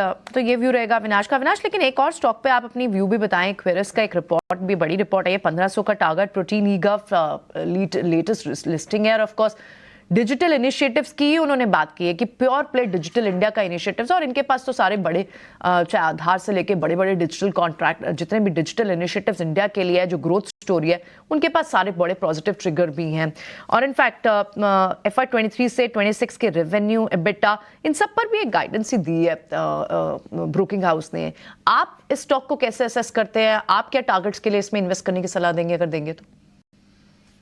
कि मुझे लग रहा है कि पब्लिक इशू के बाद ही ये स्टॉक ने बहुत ही अच्छा परफॉर्मेंस इन्वेस्टर्स को रिकॉर्ड करके दिया है। सबसे बड़ी बात, ये प्लेटफॉर्म बेस्ड कंपनी है। जैसे हम CDSL को देखते हैं, मेरे ख्याल से मोनोपोली बिजनेस है, और देखिए मोनोपोली बिजनेस को वैल्यूएशंस डेफिनेटली ऊपरी लेवल पे मिलती है। और जिस प्रकार से अभी UPI का ग्रोथ हुआ है, डिजिटल सर्विसेज का ग्रोथ हुआ है, तो इसमें कोई डाउट नहीं कि अगले 2-3 साल जैसे डिजिटाइजेशन बढ़ेगा, प्रोटीन को डेफिनेटली इसका फायदा मिलना चाहिए। सबसे बड़ी बात, कंपनी बिल्कुल कर्जा मुक्त है, करीबन 650-700 करोड़ की कैश है। और मुझे लग रहा है कि आगे मार्केट चाहेगा कि शायद एक अच्छा डिविडेंड भी आए, बट डेफिनेटली यहाँ से भी रीरेटिंग अच्छी होगी। थोड़ा सा सब्र रखें, क्योंकि स्टॉक छोटे समय में बहुत जल्दी भाग चुका है, बट डेफिनेटली मुझे लगता है कि 1200 का जो शेयर है वो करीबन 1550-1600 ये एक नियर टर्म टारगेट बन सकता है, but again from a 12 to 18 month time frame. ठीक है, ऑलराइट, 12 to 18 मंथ्स तक के लिए आपको होल्ड करना पड़ेगा। वैसे भी एक ऐसा एक स्टॉक है जिससे आपको पोर्टफोलियो में लॉन्ग टर्म के व्यू से रखना चाहिए। लॉन्ग टर्म बेट है ये अविनाश की भी। ठीक है, मैथिन अलॉयज, ये शरद भी अभी एक स्टॉक डिस्कस कर रहे थे कि इसमें कंपनी ने, हालांकि कंपनी ने रिसेंटली इन्वेस्ट भी किया है, जियोफिन हो, नैटको फार्मा हो, राइट्स हो। एक बार मैथिन अलॉयज के चार्ट्स को भी चेक करके देखते हैं कि यहाँ पर किस तरह का मोमेंटम दिख रहा है। आप चेक करेंगे सोनी? जी डेफिनेटली प्रियंका जी, यहाँ पे हम देखेंगे तो 1140 पे एक अच्छा सा सपोर्ट नजर आ रहा है, बट बहुत ही डिसाइसिव नहीं है, थोड़ा वेट करना चाहिए। 1180 1190 के रेंज में रेजिस्टेंस पे है, सो एक बार वेट एंड वॉच की लिस्ट पे इसको डालना चाहेंगे। अगर क्रॉस होता है तो ही हम ऊपर के लेवल्स देख सकते हैं, वरना इसको थोड़ा सा अवॉइड करना बेटर रहेगा। ठीक है। काफ़ी सारे स्टॉक्स पे हम चर्चा कर ही रहे हैं, कुछ कुछ ऐसे स्टॉक्स भी हैं जो कि कल भी काफ़ी बेहतर तरीके से ऊपर आए थे। कल रिलायंस और HDFC ने काफ़ी हेल्प की थी। एक बार जरा पता कर लेते हैं राहुल से आज के HDFC बैंक और रिलायंस के आज भी हेल्प करने जा रहे हैं, क्योंकि जब ये दोनों शेयर्स चलते हैं तो मार्केट गिरता नहीं है और अपने आप को सपोर्ट की तरह किसी न किसी तरह से चर्न करके रोके रखता है। राहुल, HDFC बैंक और रिलायंस इंडस्ट्रीज़ हैं दोनों ये पोर्टफोलियो स्टॉक्स। पूछना गलत है इसमें ट्रेडिंग के बारे में, लेकिन फिर भी स्ट्रेंथ कितनी है, ताकत कितनी है, ये आप बता दीजिए। जनरली नियर टर्म की अगर आप बात करें ना, HDFC बैंक अभी भी लॉन्ग साइड पे होल्ड कर सकते हैं। एक स्ट्रिक्ट स्टॉप लॉस 1645 पे रखे, 1680 पे अभी भाव चल रहा है, 1645 पे एक स्टॉप लॉस रख दीजिए और 1 मंथ या 3 मंथ का भी नजरिया आप रखेंगे तो बिल्कुल होल्ड कर सकते हैं। आज की स्पेसिफिकली बात करें तो अगर 21,500 और 21,500 के ऊपर निफ्टी आ जाता है, और जैसे मैंने सुबह कहा इंडिया विक्स भी राइज हो रहा है, तब लार्ज कैप से तो टेम्पररी 2-3 दिन के लिए मूव आउट कर देना चाहिए। ठीक है, कुछ कुछ कंडीशंस के साथ राहुल आज आपको शेयर्स बता रहे हैं, वो इंडाइसिस की कंडीशंस आपके सामने रख रहे हैं। शेयर्स को लेकर ठीक है, जो उनका अपना व्यू पॉइंट है आपके सामने उन्होंने रख दिया। 2 शेयर और हैं, कल एक बार जरा चंबल फर्टिलाइजर और कोरोमंडल इंटरनेशनल दोनों आप दिखा दीजिए। इन दोनों स्टॉक्स के अंदर ठीक ठाक कल पोजीशंस बनी है और ये दोनों ही शेयर मैं बोलूँगा कि अब तो चंबल 371 आ गया, 305 307 पे हमने आपको नोटिस करवाया था, देखते ही देखते देखिए कहाँ तक पहुँच गए। अविनाश सर, इन दोनों शेयर्स पर आपका व्यू पॉइंट अभी भी पॉजिटिव है? मैंने इनका एक एक महीने का चार्ट भी आपको दिखाता हूँ, इनका एक एक मंथ का दिखाइए। 20% सर चंबल चल चुका है, कोरोमंडल भी कुछ कुछ इतना ही चला होगा, जरा दिखाना कोरोमंडल भी। अविनाश सर, आपका रिकमेंडेशन, चंबल जैसा स्टॉक 20% चल जाए बहुत होता है? बिल्कुल। देखिए फर्टिलाइजर स्टॉक्स में वापस थोड़ा सा तेजी और अप ट्रेंड का माहौल इसलिए आया है क्योंकि मार्केट का मानना है कि जो इंटरिम बजट आएगा, जो फरवरी में अनाउंस किया जाएगा, वो डेफिनेटली एग्री रिलेटेड जो कंपनियां हैं, जो एग्रोकेमिकल्स, फर्टिलाइजर्स, न्यूट्रिएंट्स बनाती है, वहां पे हो सकता है कि गवर्नमेंट कोई बड़े इंसेंटिव्स अनाउंस करे। वैसे भी मुझे लग रहा है कि देखिए all said and done fertiliser companies बारिश के पहले थोड़ा बहुत सीजन में आपको देखेंगे कि थोड़ी तेजी दिखती है, लेकिन ये क्लियर है कि गवर्नमेंट चाहती है कि एग्री प्रोडक्शन बढ़े और ऑब्वियसली जहां पे न्यूट्रिएंट्स, फर्टिलाइजर्स, एग्रोकेमिकल्स का कॉम्बिनेशन है, जैसे कोरोमंडल में है, मुझे लग रहा है कि ये कंपनी डेफिनेटली एक वेल स्टेबल प्लेयर है। अगर आपका नजरिया कम से कम साल 1.5 साल का है तो इसमें कोई डाउट नहीं कि ये बहुत ही अच्छे परफॉर्मेंस दिखाने वाली कंपनी है। खराब से खराब जब से मानसून का परफॉर्मेंस था तभी भी इन्होंने अपने परफॉर्मेंस को अच्छी तरह से मेंटेन किया है। तो कोरोमंडल वुड बी माय बेट। मुझे लगता है कि 1400-1450 का एक नियर टर्म का टारगेट बन सकता है। चंबल में मुझे लग रहा है कि ऑलरेडी थोड़ा स्टॉक भाग चुका है और यहाँ पे हो सकता है कि नियर टर्म में थोड़ी बहुत मुनाफा वसूली आए, लेकिन ये ट्रेंड जो एग्रीकल्चर सेगमेंट पे आ रहा है, आपको यूपीएल को भी नजर रखना चाहिए। यूनाइटेड फास्फोरस भी काफी ऊपरी लेवल से पीटा है, तो ये सेगमेंट्स जो है वो शायद बजट के लिए इंतजार कर रहे हैं कि कुछ अच्छी खबरें इनके सेक्टर के लिए आए। ओके, ठीक है। यूपीएल पर कल भी हम डिस्कस कर रहे थे फंड्स इशू, राइट्स इशू को भी लेकर जिस तरह का मोमेंटम मिलता है। ठीक है अविनाश, इंटरेस्टिंग व्यू। बढ़ते आगे, SJVN ये एक स्टॉक है जो काफी चला भी है, बड़ा वेल्थ क्रिएटर रहा है, लेकिन लगातार इसमें ऑर्डर विंस के चलते एक मोमेंटम बना रहता है। अब भी इसे एक सोलर पावर प्रोजेक्ट के लिए 550 करोड़ का गुजरात ऊर्जा विकास निगम से एक ऑर्डर मिला है। क्या इस न्यूज का एक पॉजिटिव इंपैक्ट राहुल आज SJVN पर दिख सकता है? पॉसिबल है एक्चुअली। इतने बड़े आप वीकली चार्ट पे देखेंगे, जो पिछला वीक का कैंडल था वो एकदम लंबा वीक बनाया है, जिसका मतलब जो सेलिंग प्रेशर था वो सस्टेन नहीं हुआ और इस वीक एक पॉजिटिव नोट में शुरू हुआ है, तो फॉलो थ्रू की गुंजाइश बिल्कुल है। और क्योंकि पॉजिटिव न्यूज है, मैं एक छोटा सा स्टॉप लॉस रख दूंगा 90.2 पे और लॉन्ग साइड की तरफ इसको देखने की ये होगा। आपको पॉजिटिव मोमेंटम दिखता है कि इसमें चाल आ सकती है, आप बाय करेंगे, रेकमेंड करेंगे बाय करना इन लेवल से भी। अविनाश, साउथ इंडियन बैंक में भी फंड रेजिंग की न्यूज़ है, पॉसिबली थ्रू QIP इशू या फिर राइट्स इशू, और हमने देखा भी है कि जितने भी PSU बैंक्स, चाहे बैंक ऑफ इंडिया हो, जम्मू कश्मीर बैंक हो, QIP को बहुत ज़बरदस्त रिस्पॉन्स भी मिला था, और लगातार बैंक्स पे हम देख रहे हैं कि अपनी बैलेंस शीट को सुधार रहे हैं और इनमें इनका मार्केट कैपिटलाइजेशन भी बढ़ा है। आप इस न्यूज़ को साउथ इंडियन बैंक के लिए कितना फेवरेबल देखते हैं? डेफिनेटली पॉजिटिव न्यूज है प्रियंका। मुझे लग रहा है कि देखिए इस प्रकार का प्राइसिंग फाइनली QIP का होगा। मेरे ख्याल से काफी सरकारी बैंक्स और प्राइवेट सेक्टर बैंक्स ने जब भी QIP रेस किया है तो रिस्पांस इन्वेस्टर्स से बहुत ही बढ़िया आ गया है। इनफैक्ट मुझे लग रहा है कि इस QIP को भी अच्छा बहुत अच्छा रिस्पांस मिलेगा। और सबसे बड़ी बात, कैपिटल रेजिंग अगर ये करते हैं तो आने वाले कम से कम 3-4 क्वार्टर के लिए जो ग्रोथ मोमेंटम है वो सस्टेन के लिए इनके पास काफी कैपिटल रहेगा। तो मेरे ख्याल से 25-26 में कुछ होने जैसा नहीं है। हो सकता है कि अगर परफॉर्मेंस भी ठीक ठाक थर्ड क्वार्टर फोर्थ क्वार्टर इस साल में आता है, क्योंकि ये बिजी सीजन माना जाता है बैंक्स के लिए, तो करीबन मैं समझता हूँ कि 35-38 का एक नियर टर्म का टारगेट बन सकता है। काफी लो प्राइस्ड बैंक है, लेकिन एसेट क्वालिटी ठीक है, डिसबर्सल्स ग्रोथ भी काफी अच्छी है और साउथ में इनका काफी अच्छा होल्ड है। तो I would suggest that in 25-26 investors को जिनको लंबा निवेश करना है एक अच्छा विकल्प हो सकता है, बट टाइम फ्रेम थोड़ा लंबा रखिए। ठीक है, एक दो शेयर और पता कर लेते हैं। संतोष सर, एक बार जरा PVR का चार्ट चेक करेंगे, मैं इसको शॉर्ट करना चाहता हूँ आज खुलते ही। PVR एक बार जरा देख के बताइए, PVR शॉर्ट करें खुलते ही क्या? यस, PVR की बात करें तो इसका स्ट्रक्चर बिगड़ा है। मैं पहले बुलिश था, लेकिन ये इंपॉर्टेंट सपोर्ट लेवल के नीचे फिसला, 1700 का एक इंपॉर्टेंट सपोर्ट ब्रेक किया है, तो और हो सकता है इसमें प्रेशर बढ़ता हुआ दिखे, शायद 1600 के लेवल देखने को मिल सकते हैं। हालांकि 1600 के आसपास में फिर शॉर्ट करने की सलाह नहीं, वहां शॉर्ट पोजीशन में प्रॉफिट बुक कर लेना चाहिए। ठीक है, एक शेयर मैं आपसे और पता करता हूँ जो मेरे को वीक लग रहा है, आप ज़रा उसके बारे में भी बता दीजिएगा। उस शेयर का नाम है बजाज फिनसर्व। एक बार आप चेक करेंगे सर? संतोष सर आप ही चेक करिए बजाज फिनसर्व, या इसकी जगह रिप्लेस करना हो तो जुबिलेंट फूड वर्क भी चेक कर लेना, आप दोनों चेक कर लो, जुबिलेंट फूड है बजाज फिनसर्व। बजाज फिनसर्व को तो मैं शॉर्ट नहीं करूंगा क्योंकि वीक जरूर है, लेकिन इंपॉर्टेंट सपोर्ट लेवल के आसपास है, अपने 50 एवरेज के आसपास। और जुबिलेंट फूड में भी मेजर वीकनेस नहीं है, लेकिन हो सकता है थोड़ा सा और प्रेशर देखने को मिले। स्टॉक 560 रुपए तक जा सकता है, तो 10 रुपए की डाउन साइड के लिए कोई प्ले करना चाहे तो कर सकता है, अदरवाइज दोनों स्टॉक्स अवॉइड है।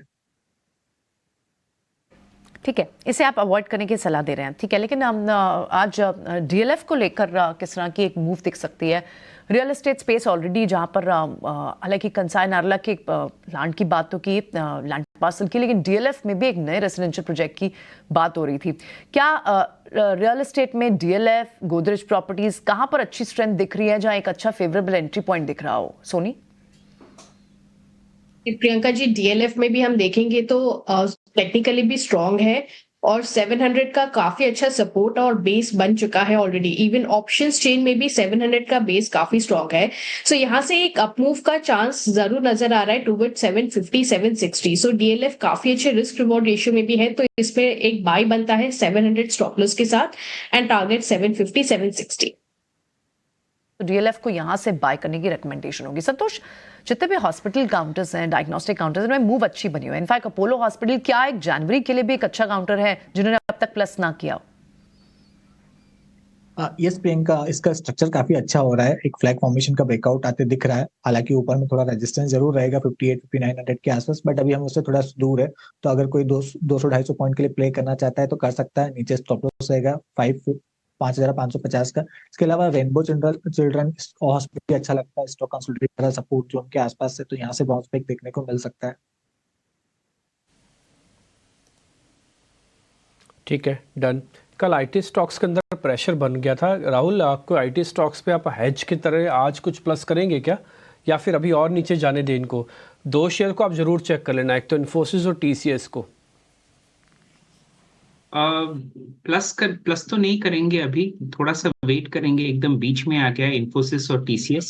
स्पेसिफिकली विप्रो की अगर बात करें तो विप्रो में चांसेस ऑफ एन अपमूव ज्यादा है, तो अगर किसी IT शेयर को प्लस करना चाहते, मेरा सजेशन होगा विप्रो का कर सकते हैं। और एक बात, विप्रो एक बहुत ही बेहतरीन डिमांड जोन से बाउंस होके जा रहा है, तो अगर प्रॉफिट बुकिंग भी देखता है आपके लॉन्ग जाने के बाद 448 पे अगर एक स्टॉप लॉस रखेंगे, एटलीस्ट 20-25 रुपए अपसाइड में दिख सकता है नेक्स्ट एक महीने में।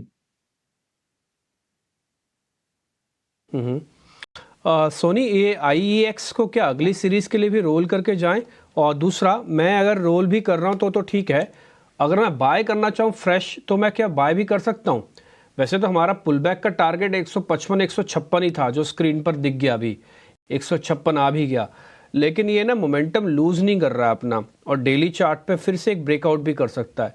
तो इसलिए मैं पूछ रहा हूँ, नए वालों को भी प्लस कर लेना चाहिए क्या IEX 155-156 के रेट पे?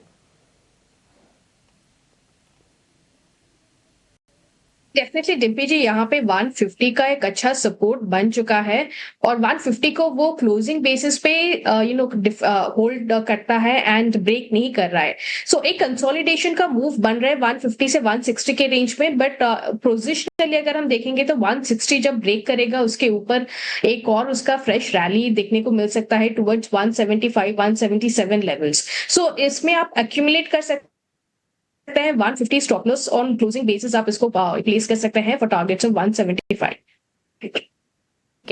बढ़ते आगे, और अब संजीव बसीन जी से जुड़ने का समय हो गया।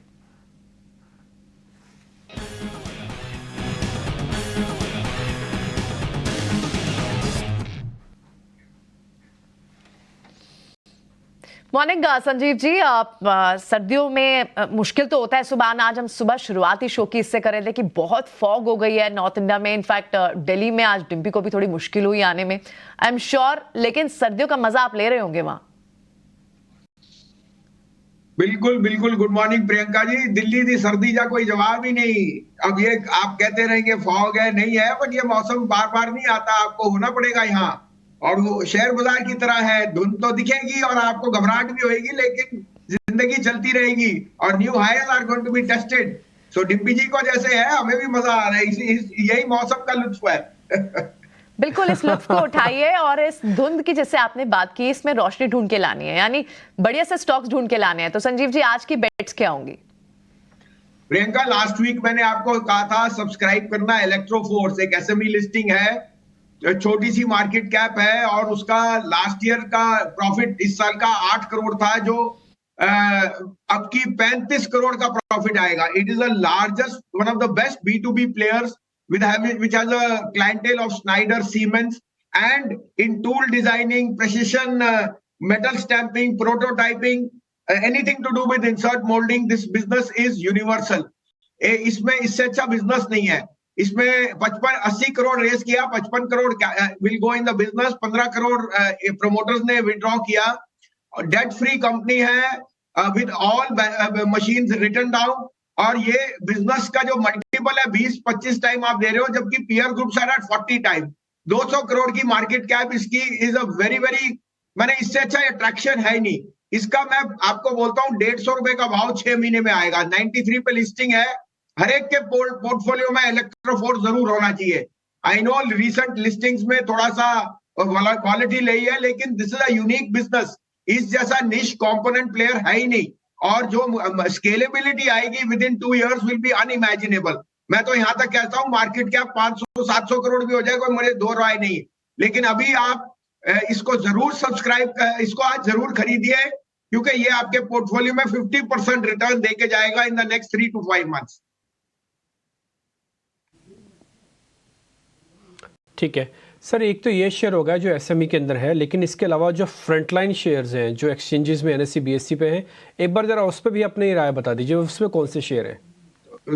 हाँ बिल्कुल डिम्पी जी, एक तो मैं आपकी बात सुन रहा था, अभी आपने IEX का पूछा सोनी जी से, और उन्होंने 175 का, 180 से कम बिल्कुल मत बेचना, और अगर 180 हिट हो गया तो 170 का स्टॉप ट्रेडिंग लॉस होकर के 210 का टारगेट रखना। IEX is in my portfolio from 120, और मैं इसे 200 तक नहीं बेचूंगा। बिजनेस इज सुपर, और ये एक स्टॉक है जो होना चाहिए आपके पास। ये मैं आपको पुराना कह चुका हूं। आज का मेरा पिक है मैक्स फाइनेंस। देखिए डिम्पी और प्रियंका, 5 बिजनेसेस हैं जो इंटरमीडियरीज बहुत अच्छा कर रहे हैं, insurance, exchanges, AMC, depository and brokers, and पांचों ने अगले का 20-30 साल इनको ही बिलोंग करते हैं। वी नो IRDA ने ये कंसल्टेंसी पेपर निकाला है ऑन सरेंडर वैल्यू.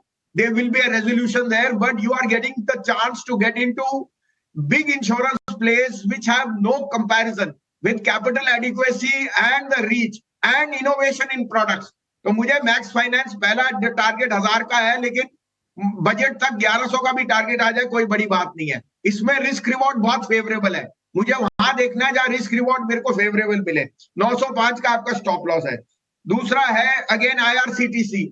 IRCTC ने अभी रिसेंट ब्रेकआउट दिया. मैं 650 से कह रहा हूं कम डिविडेंड. ये भाव 1000 रुपए का हो जाएगा एक महीने में. और दूसरी बात आपको बताऊं कि जिस तरह से आप वंदे भारत की अब टिकटिंग वगैरह सब उनके पास आ गई और रेल बजट जो आने वाला है, IRCTC is a no brainer. I know this stock has move from 750 to 850, लेकिन 1000 रुपए का टारगेट है. आपको इसमें 845 रुपए का स्टॉप लॉस रखना है, जो ज्यादा दूर नहीं है. थोड़ा सा आप अपना इसमें होराइजन बढ़ाइए. क्वालिटी स्टॉक्स में आपको दे रहा हूं, Max, IRCTC and must buy Electroforce. ठीक है सर, डन. आपके सारे शेयर्स हमको अच्छे से समझ में आ गए और उम्मीद करते हैं इससे काफ़ी अच्छा बेनिफिट मिलेगा. वसीम साहब बहुत बहुत शुक्रिया, थैंक यू वेरी मच ये सभी के सभी शेयर नोटिस कराने के लिए. IEX तो मैंने आपसे ही सब समझा जाना और उसके बाद हमने फिर उसको टेक्निकली चेक करके एक पुल बैक का तो बताया ही था ट्रेड जो उसको हिट हुआ, टारगेट भी हिट हुआ. लेकिन अब आप और सोनी दोनों ये बता रहे हैं कि 180 से पहले तो बेचना ही नहीं, तो इस शेयर के साथ भी आप बने रह सकते हैं. बहुत बहुत शुक्रिया mister Waseem, thank you very much समय देने के लिए. आगे बढ़े, अब जरा फटाफट से 2-4 शेयर और पता कर लेते हैं, स्पीड से जरा लेते हैं क्वेश्चंस. हेरिटेज फूड, सोनी आज प्लस करना चाहिए कि नहीं? हेरिटेज फूड्स जरा इसको देख के बताइए. डेफिनेटली यहाँ पे अगर हम देखेंगे तो स्ट्रक्चर पॉजिटिव है. कल भी काफी अच्छा ब्रेकआउट दिया है ऑलरेडी 285 के ऊपर. सो अगर कोई कल से पोजीशन लिए है तो फिर एक बार 285 पे अपना स्टॉप लॉस ट्रेल कर दीजिए, इसको होल्ड कीजिए फॉर 320 टारगेट्स. सो एक यहाँ पे और भी पॉजिटिव मोमेंटम नजर आ रहा है टुवर्ड्स 320 325. तो आप उसी रेंज में एक बार full and final profit book कर सकते हैं. उसके बाद अगर थोड़ा सा भी डिप मिले तो री एंटर करने के लिए चांसेस अच्छा है. स्ट्रक्चरली पोजिशनली काफी स्ट्रॉन्ग हो चुका है स्टॉक. सुदर्शन केमिकल दिखाना. ठीक, नहीं कह रहे हैं कि कल का जो इसका ब्रेकआउट है 285 का है, अपने आप में काबिल तारीफ है और इसके साथ में बने भी रहे आप. अगर आपके पास है, नया लेना चाहते हैं, थोड़ा रिस्क रिवॉर्ड. कई बार क्या होता है ना, शेयर जो आपको 4 दिन में देने वाला होता है वो 1 दिन में दे देता है और दिख तो रहा होता है स्क्रीन पर, देखो इसका ब्रेकआउट हुआ, लेकिन ब्रेकआउट के बाद का जो एक्सटेंशन होता है ना वो भी 1 डे में ही हो जाता है. तो बहुत अच्छी अच्छी अपॉर्चुनिटीज़ भी हाथ से निकल जाती है. तो बस आपको यही चीज़ ध्यान रखना है, ब्रेकआउट में ब्रेकआउट का फ़ायदा लो बट ब्रेकआउट में फंसो नहीं. हाँ, आगे बढ़ते हैं. सुदर्शन केमिकल्स नाम की एक कंपनी है. ये संतोष सर जरा आप इसको चेक करो. मेरे को ना ऐसा इस चार्ट को देख के ऐसा लग रहा है कि ये बहुत बड़े मूव के लिए तैयार हो रहा है. मैं इसको पोजीशन जो भी लूँगा 100 से लेके 1000 से लेके 1 लाख, जितनी भी मैं पोजीशन शेयर की रखूँ, बट मैं उसको थोड़ा होल्ड करूँगा और बड़े प्रॉफिट्स के लिए जाऊंगा सुदर्शन केमिकल्स में. तो क्या मैं बिल्कुल ठीक सोच रहा हूँ? यस जिम्पी, इसका स्ट्रक्चर काफी अच्छा है. स्टॉक बॉटम आउट हो रहा है विद इनवर्स शोल्डर फॉर्मेशन और आई थिंक कुछ मार्केट इन्वेस्टर्स भी इसमें काफी लंबे समय से इन्वेस्टेड है. तो स्टॉक फंडामेंटली भी अच्छा है. जैसे ही ये 560 के ऊपर निकलेगा, मुझे लगता है एक रैली देखने को मिल सकती है स्टॉक में 700 750 रुपए की. तो ये पोजिशनल इन्वेस्टर्स के लिए, ट्रेडर्स के लिए अच्छा स्टॉक है. करंट लेवल पर खरीदारी कर सकते हैं. रिस्क रिवॉर्ड भी काफी फेवरेबल नजर आता है. तो आप पोजिशनल बेसिस पे 480 का स्टॉप लॉस रखिए. 700 750 के इमीडिएट टारगेट हमको देखने को मिल सकते हैं. ऑलराइट, कुछ और स्टॉक्स भी देखते हैं जहां अच्छा ब्रेकआउट था कल. हमने देखा और ये ऑल कार्गो लॉजिस्टिक्स जब से उनके इंटरनेशनल बिजनेस को डीमर्ज करने की बात है तब से उसमें मोमेंटम बना हुआ और कल भी एक फ्रेश ब्रेकआउट था स्टॉक में. क्या आज भी एक फॉलो बाइंग के लिए अटेम्प्ट करना चाहिए Soni? Definitely I think all chemicals में अच्छे मोमेंटम के साथ कल ब्रेकआउट दिया है, इंक्लूडिंग सुदर्शन केमिकल्स. और इसमें और भी मोमेंट बाकी है. इनफैक्ट 575 580 के लेवल्स के तक जाने के लिए चांसेस काफी स्ट्रांग है. अगर किसको ट्रेल करना है स्टॉप लॉस तो आप 535 पे स्टॉप लॉस ट्रेल कर दे. फ्रेश एंट्री के लिए भी 535 स्टॉप लॉस आप प्लेस कर सकते हैं और 570 575 टारगेट्स के लिए आप इसको आज और कल के दिन में देख सकते हैं. अच्छा सोनी, बट मेरा सवाल ऑल कार्गो लॉजिस्टिक्स पर था. May be you did not hear the question properly, but no problem. Rahul, आप एक बार ऑल कार्गो लॉजिस्टिक का चार्ट चेक करके देखना चाहेंगे, क्योंकि कल भी एक फ्रेश ब्रेकआउट था. स्टॉक ऑलरेडी मोमेंटम में है लास्ट वीक से because of the news. Santosh, all cargo logistics आज भी देखिए 4.5% मूव दिखा रहा है अभी प्री ओपन में. Yes Priyanka. Yes please go ahead. Okay, so all cargo logistic की बात करें तो एक बेस बना के ब्रेकआउट दे रहा है, तो ओवरऑल साइडवेज है, लेकिन अभी लग रहा है मोमेंटम इसका जिस हिसाब से है, तो हो सकता है हमको 360 रुपए तक के लेवल देखने को मिल सकते हैं. अगर कोई बाइंग करता है तो उसके लिए स्टॉप लॉस 315 पे होना चाहिए फॉर द टारगेट ऑफ 360 370. सो ये तो रही बात ऑल कार्गो लॉजिस्टिक्स की. कुछ और स्टॉक्स भी जिनमें 200 डीएमए के ऊपर ट्रेड कर रहे हैं, जिनमें अच्छे टेक्निकल सेटअप दिख रहा है, उसे भी डिस्कस करेंगे. लेकिन एक बार पहले शरद से जुड़ लेते हैं. आज के नवरत्न शेयर लेकर आए हैं, फिर आगे बात होगी और दूसरे स्टॉक्स की भी. शरद बताएं. जी बिल्कुल, सबसे पहला स्टॉक रहेगा कांसाई नेरोलैक, और यहाँ पे लोअर परेल जो कि मुंबई की एरिया में है, सेंट्रल बॉम्बे लोकेटेड, यहाँ पे लगभग जो लैंड बेचने वाले हैं वो लगभग 726 करोड़ रुपए जो है इस एसेट मोनेटाइजेशन से देखने मिलेंगे. अब ये रुनवाल डेवलपर्स को बेचा जाएगा. इंपॉर्टेंटली इन्होंने 700 करोड़ का एक और लैंड बेचा था रिसेंटली, और इसके कारण जो है ओवरऑल उनके जो कैश लेवल्स है उसमें भी बढ़ोतरी देखने मिल रही है. तो एक टाइप से कह सकते हैं कि अगर इंफ्रा साइकिल पिकअप होता है तो इसके कारण जो इंडस्ट्रियल पेंट होती है जो कांसाई नेरोलैक उसमें भी है, उन पे जो है एक अच्छा पॉजिटिव मोमेंटम भी देखने मिल सकता है. तो ऑफ कोर्स उनके बैलेंस शीट लेवल स्ट्रांग हो रहे हैं और एक इंडस्ट्री का जो एक अपसाइकिल भी स्टार्ट हो रहा है. तो कांसाई नेरोलैक को अपने रडार में रखिएगा. दूसरा स्टॉक होना चाहिए आपके फोकस में विष्णु प्रकाश पुंगलिया. यहाँ पे लगभग 900 करोड़ का ऑर्डर आया है उत्तराखंड के अर्बन सेक्टर डेवलपमेंट एजेंसीज को लेके. खबर तो पॉजिटिव है ही, लेकिन इंपॉर्टेंट बात ये भी देखिए कि जो जहाँ पे रेवेन्यू कॉन्सेंट्रेशन उनका राजस्थान में ज़्यादा था, अब वो धीरे धीरे करके रेवेन्यू कॉन्सेंट्रेशन को भी घटा रहे हैं. तीसरा स्टॉक रहेगा एम्बर एंटरप्राइजेज. उनकी आर्म ने नॉइज के साथ एक जेवी किया है, 50-50 का है. अब ये नॉइज जो ब्रांड है वो आपके जो है स्मार्ट वेरेबल्स जो होते हैं, जैसे कि आपके ब्लूटूथ स्पीकर्स हुआ, ईयरफोन्स, ईयरबड्स हुआ, उसको लेके जो है इंपॉर्टेंट डेवलपमेंट आई है. और याद रखिए डिक्सन टेक का ऑलरेडी एक जेवी बोट के साथ हुआ था, और हाल ही में नॉइज ने भी फंड रेज किया था बोस कंपनी से, और करंट वैल्यूएशन $460 मिलियन का. तो ये एक बड़ा जो है आप कह सकते हैं इम्पैक्ट स्टॉक पे देखने मिल सकता है. अरविंद फैशंस का मैनेजमेंट मीट हुआ था डैम कैपिटल में, और उन्होंने जो है दो इंपॉर्टेंट बात सामने आई. एक तो 100 से 100 बेसिस पॉइंट्स से जो है हर साल मार्जिन बढ़ सकते हैं, और दूसरा जो फुटवेयर बिजनेस है वहाँ पे वो लगभग 500 करोड़ का रेवेन्यू कर सकते हैं अगले 2 से लेके 3 साल में. तो इंपॉर्टेंट डेवलपमेंट जो है आपको अरविंद फैशन में भी देखने मिले. इंडिया ग्लाइकोल्स की भी बात कर लेते हैं. यहाँ पे उन्होंने अपनी कैपेसिटी जो है ग्रेन डिस्टिलिंग कैपेसिटी जो उत्तराखंड में, उस प्लांट की कैपेसिटी 33% बढ़ चुकी है. अब 400 किलोलीटर्स पर डे का उनका टोटल कैपेसिटी हो गया है. साउथ इंडियन बैंक आज फंड रेज की जो है जुटाने की जो है इंपॉर्टेंट बोर्ड मीट है. अब ये फंड रेज जो है QIP या प्रेफरेंशियल या राइट्स इशू से हो सकती है, और ऑलरेडी कंपनी में जो है थोड़ी ट्रांसफॉर्मेशन और री रेटिंग हमने ऑलरेडी देखने मिली है, और ऑपरेशनल और फाइनेंशियल पैरामीटर्स उसमें भी इंप्रूवमेंट आया है. तो इस स्टॉक में वॉल्यूम्स आज देखने मिल सकते हैं. SGVN हमारा 7वां स्टॉक रहेगा. 550 करोड़ का इंपॉर्टेंट ऑर्डर आया है इनको गुजरात ऊर्जा विकास से. और इम्पोर्टेंटली जो 8वां स्टॉक रहेगा वो हमारा रहेगा बिग बोल्ड ब्रोकरेज. अब इस पे बात करें तो प्रोटीन ईगॉव फोकस में रहेगा. हाल ही में लिस्टेड कंपनी हुई है, और इक्वेरियस ने इनिशिएट किया है लॉ के साथ, और जो टारगेट प्राइस रखा है वो रखा है 1500 रुपीज़ पर शेयर का. ऑफकोर्स देखा जाए तो डिजिटल पब्लिक इंफ्रा की जो थीम है उस पर ये कंपनी बेस्ड है, और जो ONDC से और क्लाउड से जो नए बिजनेस आएंगे उस पर री रेटिंग स्टॉक में देखने मिल सकती है. वही रेवेन्यू एबिडा पैट का जो CAGR है वो 25% के ऊपर का एक्सपेक्टेशन है अगले 3 साल में. तो ये तो थे हमारे 8 स्टॉक्स, लेकिन हमारा जो आखिरी स्टॉक है वो है खबर वाला स्टॉक, जिसपे जो है बस कहाँ चल रही है. एंड ऑफकोर्स भारत इलेक्ट्रॉनिक्स जो है वो फोकस में रहने वाला है. अब यहाँ पे जो है उनको जो स्पेयर्स और एसेसरीज का जो ऑर्डर है वो 4th क्वार्टर में और मिल सकता है, और ऑलरेडी जो FY24 में वो टारगेट रखे थे कि 20,000 करोड़ का ऑर्डर होगा, उनका ऑलरेडी टारगेट जो अचीव हो चुका है, और एक्सपेक्टेड है कि ये 30,000 करोड़ तक का जो है आंकड़ा देखने मिल सकता है FY24 में. तो यहाँ पे भी बहुत इंपॉर्टेंट डेवलपमेंट्स आ रहे हैं, और डिफेंस स्टॉक्स भी अभी बस कर रहे हैं, क्योंकि जो मिडिल ईस्ट में जो आप कह सकते हैं अरेबियन सी के खाड़ी में जो इश्यूज हो रहे हैं मैरीटाइम वॉरफेयर, वहाँ पे इंडियन जो है प्रोडक्ट्स भी डिप्लॉय हो रहे हैं, तो इसके कारण भी डिफेंस स्टॉक्स में थोड़ी सी बज़ और वॉल्यूम और तेज़ी भी हमें कल देखने मिली थी। तो ये सब रीजंस के कारण जो है ज़रूर इन स्टॉक्स को अपने रडार में आज रखिएगा और कमाई के मौके ढूंढिएगा।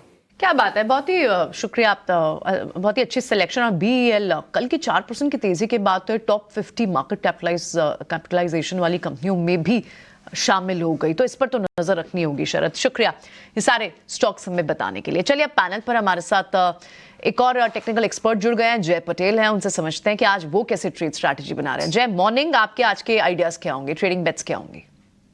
So good morning Priyanka ji, good morning everyone. सो आज पहला जो पीक होगा वो होगा अराउंड कोरोमंडल इंटरनेशनल पर। कोरोमंडल इंटरनेशनल की बात करें तो काफी टेक्निकली काफी अच्छा लग रहा है मुझे। Just a second, sorry. So high low की पैटर्न यहाँ पर कंप्लीटली विजिबल है।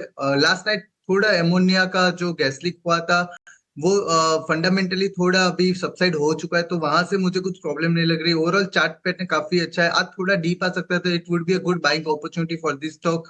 सो यहाँ से मुझे लग रहा है 1269 के अराउंड जो भाव चल रहा है, यहाँ से बाय करके चल सकते हैं। 1335 तक के टारगेट ये स्टॉक में आ सकते हैं, और स्टॉप लॉस के तौर पर 1210 तक के स्टॉप लॉस को कोरोमंडल के लिए रख सकते हैं। काफी स्ट्रॉन्ग लग रहा है, मोमेंटम काफी है ये स्टॉक में और कंटिन्यू रह सकता है। दूसरा जो स्टॉक होगा वो होगा गार्डन रिच शिप बिल्डर्स। अभी हम देखें तो जो शिप बिल्डिंग कंपनीज में काफी मोमेंटम चल रहा है। कोचिन शिपयार्ड है, मजगांव डॉक है, तो यहाँ से मुझे लग रहा है GRSE अभी भी सबसाइड है, अंडर परफॉर्म कर रहा है। यहाँ से एक्यूमुलेशन काफी स्ट्रॉन्ग था। कल के दिन में जो कैंडल बनी वो काफी अच्छी थी, ब्रेकआउट दिखाया, वॉल्यूम के साथ अपसाइड दिखाया। तो मुझे लग रहा है गार्डन शिप बिल्डर्स पर बाइंग अपॉर्चुनिटी मिल सकती है। 872 के अराउंड कल क्लोजिंग था। टारगेट के तौर पर ये स्टॉक में अराउंड 924 तक के टारगेट हम लेके चल सकते हैं, और स्टॉप लॉस अराउंड 840 का रखे ये स्टॉक में ट्रेड ले सकते। ठीक है, तो अभी कोरोमंडल इंटरनेशनल थोड़ी देर पहले हम भी डिस्कस कर रहे थे, और रिकमेंडेशन हमको भी बाय की मिली। आपने सेकंड डे हमको दूसरी बार, इनफैक्ट सेकंड टाइम दूसरी बार बता के आपने कहा है कि ये चल सकता है, तो आपके लिस्ट में ये भी है। कल garden reach, Mazagon dock, Cochin shipyard, ये तीनों की तीनों कंपनीज की परफॉर्मेंस काफ़ी अच्छी थी। गार्डन रीच आपने चुन लिया तो ये भी इंटरेस्टिंग है। चलिए आगे बढ़ते हैं, कुछ एक और ट्रेड भी पता कर लेते हैं। एक शेयर और है केमिकल स्टॉक्स में से, दीपक नाइट्रोजन डिस्कस हुआ है, आरती इंडस्ट्रीज। कल भी हम इसके बारे में जिक्र कर रहे थे, कल डेज हाई पे जाके बंद हुआ है। एक बार संतोष सर आप इसको चेक करेंगे, ये अगली सीरीज में लेके जाएं क्या अभी, या फिर हो गया सर, पैसे बहुत हो गए। ये 580 से 636 तक तो आ ही गया है, या फिर अभी और चलेगा सर, इसमें बने रहे अभी? इस दिन पे इस सीरीज में 15% के आसपास चल चुका, बट व्यू अभी भी बुलिश है। मुझे लगता है मोमेंटम जारी रहेगा। एटलीस्ट जो टारगेट लग रहा है 660 का नजर आता है, जो करीबन अभी भी 25 रुपए दूर है। तो अपने स्टॉप लॉस को ट्रेल करते चलिए और होल्ड रखिए, और पोजिशनल इन्वेस्टर है तो बने रहिए, क्योंकि केमिकल स्टॉक्स में अब जस्ट मोमेंटम शुरू ही हुआ है। तो मुझे लगता है आने वाले 6 महीने तक ये मोमेंटम एटलीस्ट बने रहना चाहिए। ठीक है, अलग अलग स्टॉक्स हम आपके सामने रखने की कोशिश कर रहे हैं। एक और शेयर है जिस पे एक व्यू पॉइंट ले लेते हैं। ये जरा अविनाश सर से लेता हूं मैं। अविनाश सर, ये ऑयल मार्केटिंग क्या है? IOC, BPCL, HPCL, इन्होंने इस बार इस सीरीज के अंदर जो करके दिखाया है ना, वो बहुत कम सीरीज में होता है। एक बन के मंथली चार्ट भी दिखाना अगर हो सके तो। सर ये थोड़ा रखें क्या इन सभी शेयर्स को? बिल्कुल डिम्पी, मुझे लग रहा है कि देखिए ऑयल मार्केटिंग कंपनीज जो तेल के प्राइसेस है वो काफी ऊपरी लेवल से गिरे हैं, तो इसका सीधा इम्पैक्ट इनको मिलेगा। हालांकि देखिए हमको लग रहा है कि तीसरी तिमाही और चौथी तिमाही में जिस प्रकार की पुरानी इन्वेंट्री होगी, अगर IOC, BPCL, HPCL इन्होंने करंट प्राइसेस का फायदा पूरी तरह से लेते हैं, तो मेरे ख्याल से चौथी तिमाही में आपको काफी अच्छा प्रॉफिट का ग्रोथ देखने को मिलेगा। बट एक बात तो क्लियर है कि तीसरी तिमाही दैट इज दिसंबर क्वार्टर में इनके GRMs आपको काफी अच्छे लेवल पे बढ़ते हुए देखने की पॉसिबिलिटी है, और यही कारण है कि IOC, HPCL, BPCL इसमें बहुत अच्छी तेजी देखने को मिली, क्योंकि इनका मेन रॉ मटेरियल जो है क्रूड ऑयल वो काफी ऊपरी लेवल से घटा है, और ये डेफिनेटली इनके मार्जिन में इंप्रूवमेंट होगा। और ऊपर से एविएशन की बात करें, ऑटोमोटिव की बात करें, तो थ्रूपुट और वॉल्यूम बहुत सिग्निफिकेंटली बढ़ा है। तो ये दोनों फैक्टर्स मुझे लगता है कि ये कंपनीज को बेनिफिट करेंगे, तो जिनके पास है वो होल्ड करे। मेरे ख्याल से अभी भी IOC काफी अट्रैक्टिव लग रहा है, तो IOC डेफिनेटली अगर किसी को खरीदना है तो risk reward will be better compare to HP और BPCL। ठीक है, एक स्टॉक और डिस्कस करते हैं जो थोड़ा सा कल हालांकि मूव दिखा रहा है, लेकिन अभी 200 DMA के नीचे है, लेकिन इसमें रिपोर्ट्स अब चेंज हो गई है। Selling seems to be over. हम बात करें डिलीवरी के स्टॉक की, और इनफैक्ट इसमें आप इसी महीने में 2 बड़ी ब्रोकिंग हाउस की रिपोर्ट्स में है। 500 मैक्वायरी की भी रिपोर्ट आई, गोल्डमैन सैक्स की रिपोर्ट आई। 520 तक के टारगेट्स थे और ये इंटरेस्ट रेट कट होने के सिनेरियो में इन कंपनीज को फायदा भी आगे होने लगता है। डिलीवरी पे क्या व्यू बनेगा अविनाश? काफी रेंज बाउंड रहा है, इसमें अब सेलिंग भी लगता है शायद ओवर हो गई है। क्या ये स्टॉक अब मोमेंटम पिक कर सकता है? देखिए, ऊपरी लेवल से ये स्टॉक काफी घटा है और इनका लॉजिस्टिक का जो सोल्यूशन है वो काफी स्ट्रांग है। इनफैक्ट बहुत ही अच्छे कस्टमर्स है।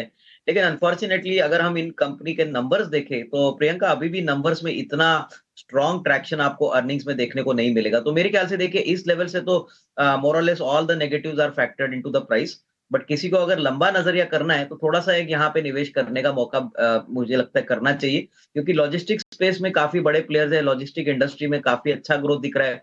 अगर कंट्री का जीडीपी 6-7% से बढ़ता है तो पहला सेक्टर जो बेनिफिट करेगा वो ऑब्वियसली लॉजिस्टिक होना चाहिए। तो मेरे ख्याल से लॉन्गर टर्म के लिए इस लेवल पे थोड़ा सा एक निवेश करना चाहिए। बट हाँ, नजरिया और टाइम पीरियड थोड़ा सा लंबा रखिए, 12 से 18 महीना। रिस्क रिवॉर्ड तभी आपको अच्छा मिलेगा। ठीक है, थोड़ा लंबा नजरिया रखना होगा तो आपको इसमें फायदा मिल पाएगा। लेकिन जिन स्टॉक्स में टेक्निकल सेटअप अच्छा दिख रहा है, जमुना ऑटो जैसे स्टॉक्स जो 200 डीएमए के ऊपर ट्रेड कर रहे हैं, क्या उनमें आज जय एक खरीदारी की सलाह देंगे आप? तो जमुना ऑटो की बात करें तो डेली चार्ट पर काफी एक बॉटम से अभी अपसाइड रिबाउंड दिखा है। 105 के लेवल से 108 तक अभी चला है, डबल बॉटम बना है ये स्टॉक में। और मुझे लग रहा है काफी अभी अपसाइड मोमेंटम बाकी है ये स्टॉक में। 113 तक के टारगेट ये स्टॉक पे आ सकते हैं। इवेंचुअली हम देखें तो ये स्टॉक जब ये लेवल छूता है तो थोड़ा रेजिस्टेंस फेस करने का वो लेवल आ जाता है। अराउंड मूविंग एवरेज का कंजेशन भी अराउंड 113 के वहां पर है। सो ये पास से बाय करके जाने की सलाह रहेगी। 113 तक के टारगेट ये स्टॉक में लेके चल सकते हैं। 106 का स्टॉप लॉस ये स्टॉक में रख के चल सकते हैं। 113 के टारगेट्स के लिए आप बाय करें। वक्त एक छोटे निफ्टी फ्रीज हुआ है और आज जो ओपनिंग करेगा वो 21,500 के आसपास करेगा निफ्टी। बैंक निफ्टी के पास भी ठीक ओपनिंग है, मतलब कहने का मतलब जितना एक्सपेक्टेड था उतनी ही ओपनिंग है। लेकिन ध्यान रखा जाए सारी के सारा रेंज रेजिस्टेंस का रेंज है, यहाँ पर आके कई बार फंसता है।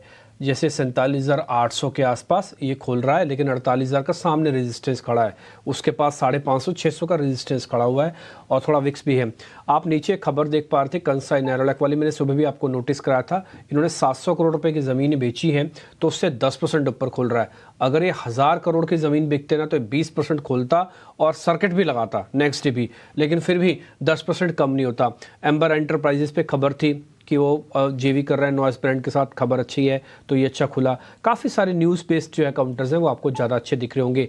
मैं पहले टॉप 50 काउंटर्स आपको बता दूं जहाँ पर स्ट्रेंथ है। टाटा मोटर्स है ऊपर, ओएनजीसी, अल्ट्राटेक सीमेंट और बजाज फाइनेंस, और थोड़ा डिविस लैब भी है। डिविस लैब आज राहुल की कॉल थी। तो ये कुछ एक शेयर्स हैं जो आज ओपनिंग अच्छी कर रहे हैं, यानी कि करीब आधे से पौने 1% ऊपर हैं ज़्यादातर शेयर्स। इसमें रिलायंस मिसिंग है, HDFC बैंक मिसिंग है अभी तक। तो जो कमज़ोर खुलेगा वो विप्रो खुलेगा थोड़ा सा, हीरो मोटोकॉर्प नीचे खुलेगा, एशियन पेंट भी हल्का सा लाल निशान में खुलेगा 2 रुपये नीचे, और इन्फोसिस के अंदर आज फ्लैट ओपनिंग होने जा रही है। इनमें देखते हैं क्या होता है। कई बार चर्निंग खुलने के बाद आपको ज़्यादा अच्छे से होती हुई दिखेगी। अगर आप नेक्स्ट 50 यानी कि छोटे मझोले शेयर्स की कैटेगरी में जा रहे हैं वो काफ़ी स्ट्रॉन्ग है। उसमें कंसाई नैरोलैक, SGVN पे खबर थी वो भी ऊपर खुल रहा है। अंबुजा सीमेंट ये भी ठीक खुल रहा है। NLC इंडिया, तेजस जैसे स्टॉक्स भी आज पॉजिटिव खुल रहे हैं। एडवांस डिक्लाइन कम से कम होनी चाहिए 1200-1300।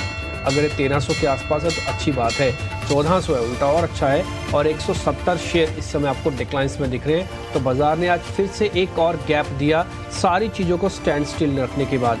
21,500 के ऊपर आके निफ्टी फिर से ट्रेड करने लग गया। बैंक निफ्टी 47,800 के ऊपर आके ट्रेड करने लग गया। इन दोनों का बस अब ये काम है कि इनको टिकाना है। आप और कुछ करें ना करें, अगर ये दोनों लेवल टिक भी गए ना तो शॉर्ट कवरिंग थोड़ी और आ सकती है मार्केट के अंदर। और अभी 1500 शेयर आपको बढ़त के साथ दिख रहे हैं, लेकिन अगर ये टिकते नहीं हैं तो फिर हो सकता है एक अपॉर्चुनिटी मिल जाएगी थोड़ा बाइंग ऑन डिप करने की। इसलिए वेट एंड वॉच भी एक अच्छी रणनीति हो सकती है। मैं जरा फटाफट से निफ्टी के पहले काउंटर्स आपके स्क्रीन पे ले आता हूँ, जहाँ पर आज थोड़ा आपको मोमेंटम अच्छा देखने को मिल रहा होगा, या फिर ये कहूँगा मैं कि थोड़ा ठीक है, जरा वो स्क्रीन पे लेके आइए। उसमें Tata Motors, ONGC, UltraTech cement सारे स्क्रीन पे दिखाते जाइए ये shares. Bajaj finance, Adani ports जैसे शेयर्स भी चले। हिंडाल्को और टाइटन के अंदर भी आपको अच्छी स्ट्रेंथ देखने को मिलेगी।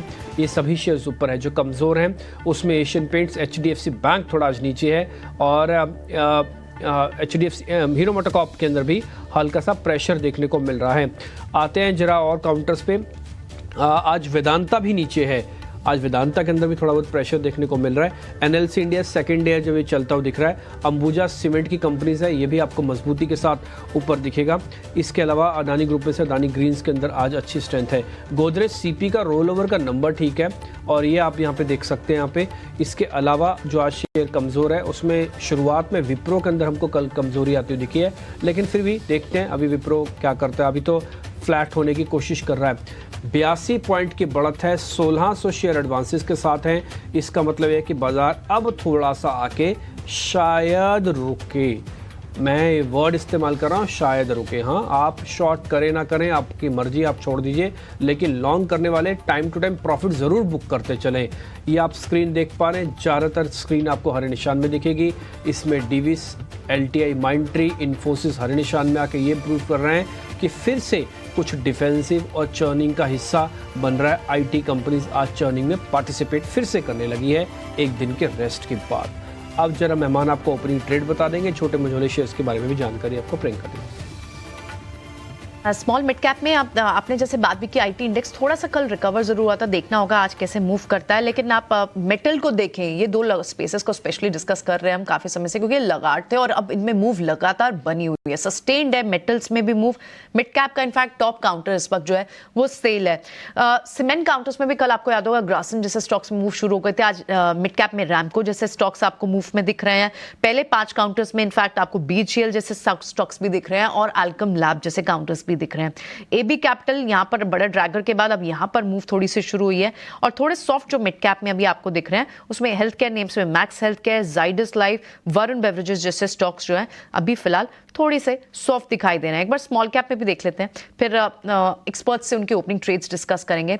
स्मॉल कैप में जो बड़े ट्रेड्स सामने निकल कर आ रहे हैं, एनएलसी इंडिया, कल इस पर हमारे शो पे एक्सपर्ट्स क्लियरली रेकमेंड भी कर रहे थे। कल से लेकर ये अब तक बीटीएसटी था और अब देखिए 4% का मूव भी मिला है कल जो क्लोजिंग में लेकर गए होंगे। एम्बर एंटरप्राइज न्यूज, इसमें न्यूज बेस्ड एक्शन 3.5% की मूव और फिर से केमिकल स्टॉक्स में बालाजी अमाइंस, लक्ष्मी ऑर्गेनिक्स जैसे स्टॉक्स आपको दिखाई दे रहे हैं और साथ ही एनबीसीसी, ये भी न्यूज का एक इंपैक्ट 2.5% की मूव यहां पर भी है। तो ओवरऑल न्यूज बेस्ड इंपैक्ट अच्छा दिख रहा है। मेटल में इस वक्त आपको स्ट्रेंथ दिख रही है और 21,500 के ऊपर खुला जरूर है बाजार, थोड़ा सा स्लिप जरूर नीचे हुआ है, लेकिन देखना होगा कि कौन से स्टॉक्स में स्ट्रेंथ रहती है। हमारे एक्सपर्ट्स क्या रेकमेंड कर रहे हैं। ओपनिंग ट्रेड चलिए डिस्कस करते हैं। सोनी, आपका ओपनिंग ट्रेड। प्रियंका जी, मेरा ओपनिंग ट्रेड रहेगा अशोक लेलैंड में। जैसे वीकली एक्सपायरी में मंथली एक्सपायरी हम जैसे आते हैं तो ऑटोज में रोल ओवर्स सबसे पहले होता है, तो इसलिए अशोक लेलैंड पिक रहेगा। 170 का बहुत ही अच्छा सपोर्ट है, बट यहाँ पे हम इंट्राडे के लिए एक छोटा स्टॉप लॉस प्लेस करेंगे 173 स्टॉप लॉस के लिए और 180 टारगेट्स के लिए। राइट, ये बात ठीक है। मंथन के आसपास आते ही सेल्स फिगर्स आनी होती है और इससे इम्पैक्ट दिखता है और अशोक लेलैंड वैसे भी मूव में है एक और रीसेंट ऑर्डर के कारण भी। ठीक है, आपके क्या होंगे आज के ओपनिंग ट्रेड संतोष? मेरी नजर में अल्ट्राटेक सीमेंट है, इस स्टॉक में एक बहुत ही अच्छा ब्रेकआउट आया है। मुझे लग रहा है कि आज फ्रंटलाइन स्टॉक्स में स्टॉक ऑफ द डे हो सकता है। अभी 10,200 के आसपास ट्रेड कर रहा है, 10,500 के लेवल देखने को मिल सकते हैं। आप 10,000 का स्टॉप लॉस मेंटेन करके इसमें खरीदारी कर सकते हैं। यहाँ पे एक 10,000 के कॉल राइटर काफी अच्छे से ट्रैप होते हुए नजर आ रहे हैं। आपको सीमेंट की तरफ पॉजिटिव दिख रही है, अब आपको सीमेंट स्टॉक्स ऊपर दिख रहे हैं और देखिए फ्रंट लाइनर में आपको अल्ट्राटेक संतोष रेकमेंड भी कर रहे हैं। जय, आपकी रिकमेंडेशन क्या होगी? मेरी रिकमेंडेशन हुडको पर होगी। अभी हुडको ने काफी अच्छा वॉल्यूम कैंडल बनाया, अभी 3.5% का अपसाइड दिखाया, तो मुझे लग रहा है 112 113 तक के टारगेट आज के दिन में आ सकते हैं। ये स्टॉक में मोमेंटम काफी है और कंटिन्यू रह सकता है, तो 113 के टारगेट के लिए 106 का स्टॉप लॉस है, ये स्टॉक में ट्रेड ले सकते हैं। ठीक है, चलिए ओपनिंग ट्रेड्स हमारे तीनों एक्सपर्ट के आ गए। कुछ जहां पर अच्छे लॉन्ग बिल्टअप के ट्रेड्स हैं वहां पर अब करना क्या चाहिए? अल्केम जैसे स्टॉक्स में अच्छी मूव है इस वक्त, क्या तेजी और बढ़ सकती है सोनी? जी डेफिनेटली अल्केम काफी स्ट्रॉन्ग चल रहा है काफी टाइम से, एंड यहाँ से करंट लेवल पे भी अगर हम देखेंगे तो एक और स्पेस यहाँ पे मोमेंटम बन रहा है। नीचे में हम देखेंगे तो 4980 का काफी स्ट्रॉन्ग सपोर्ट है, तो जब तक 4980 होल्ड करते हैं वो टुवर्ड्स 5180 के 5200 के रेंज में जाने के चांसेस काफी स्ट्रॉन्गली होल्ड कर रहा है। तो यहाँ से पॉजिटिव व्यू बन रहा है। 4980 स्टॉप लॉस के साथ आप इसको बाय कर सकते हैं 5180 5200 टारगेट्स के लिए। सोनी, आप ही जरा चेक करो एक बार, आईएक्स अभी प्लस करे क्या खुलते ही? आईएक्स जी डेफिनेटली यहाँ पे अगर हम देखेंगे तो IEX में सेम व्यू अभी भी बनता है। 150 का एक अच्छा सपोर्ट है। इनफैक्ट आप इसको अगर आज के लेवल में प्लस करना है तो 157 155 ये रेंज अगर आपको दिखता है थोड़ा सा भी डिप तो उसी रेंज में आप प्लस कर सकते हैं। जैसे कि 150 का मैंने कहा है कि एक अच्छा सपोर्ट है। सो 150 सपोर्ट स्टॉप लॉस आप प्लेस कीजिए एंड इसको होल्ड कीजिए। अक्यूमुलेट करने के लिए अच्छा चांस मिलेगा डिप अगर आपको दिखता है। एंड देन अगेन 160 161 का जो इसका रेजिस्टेंस है वो अगर आज या कल के रेंज डे में ब्रेक कर जाता है तो आपको इमीडिएटली यहाँ पे एक अच्छी मूव दिखेगी टुवर्ड्स 175।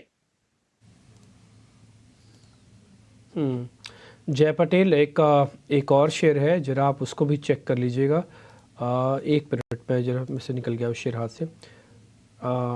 लॉरस लैब एक बार जरा आप देखना। आप लॉरस लैब आपको ठीक लग रहा है क्या? खुलते इसको प्लस करेंगे क्या लॉरस लैब?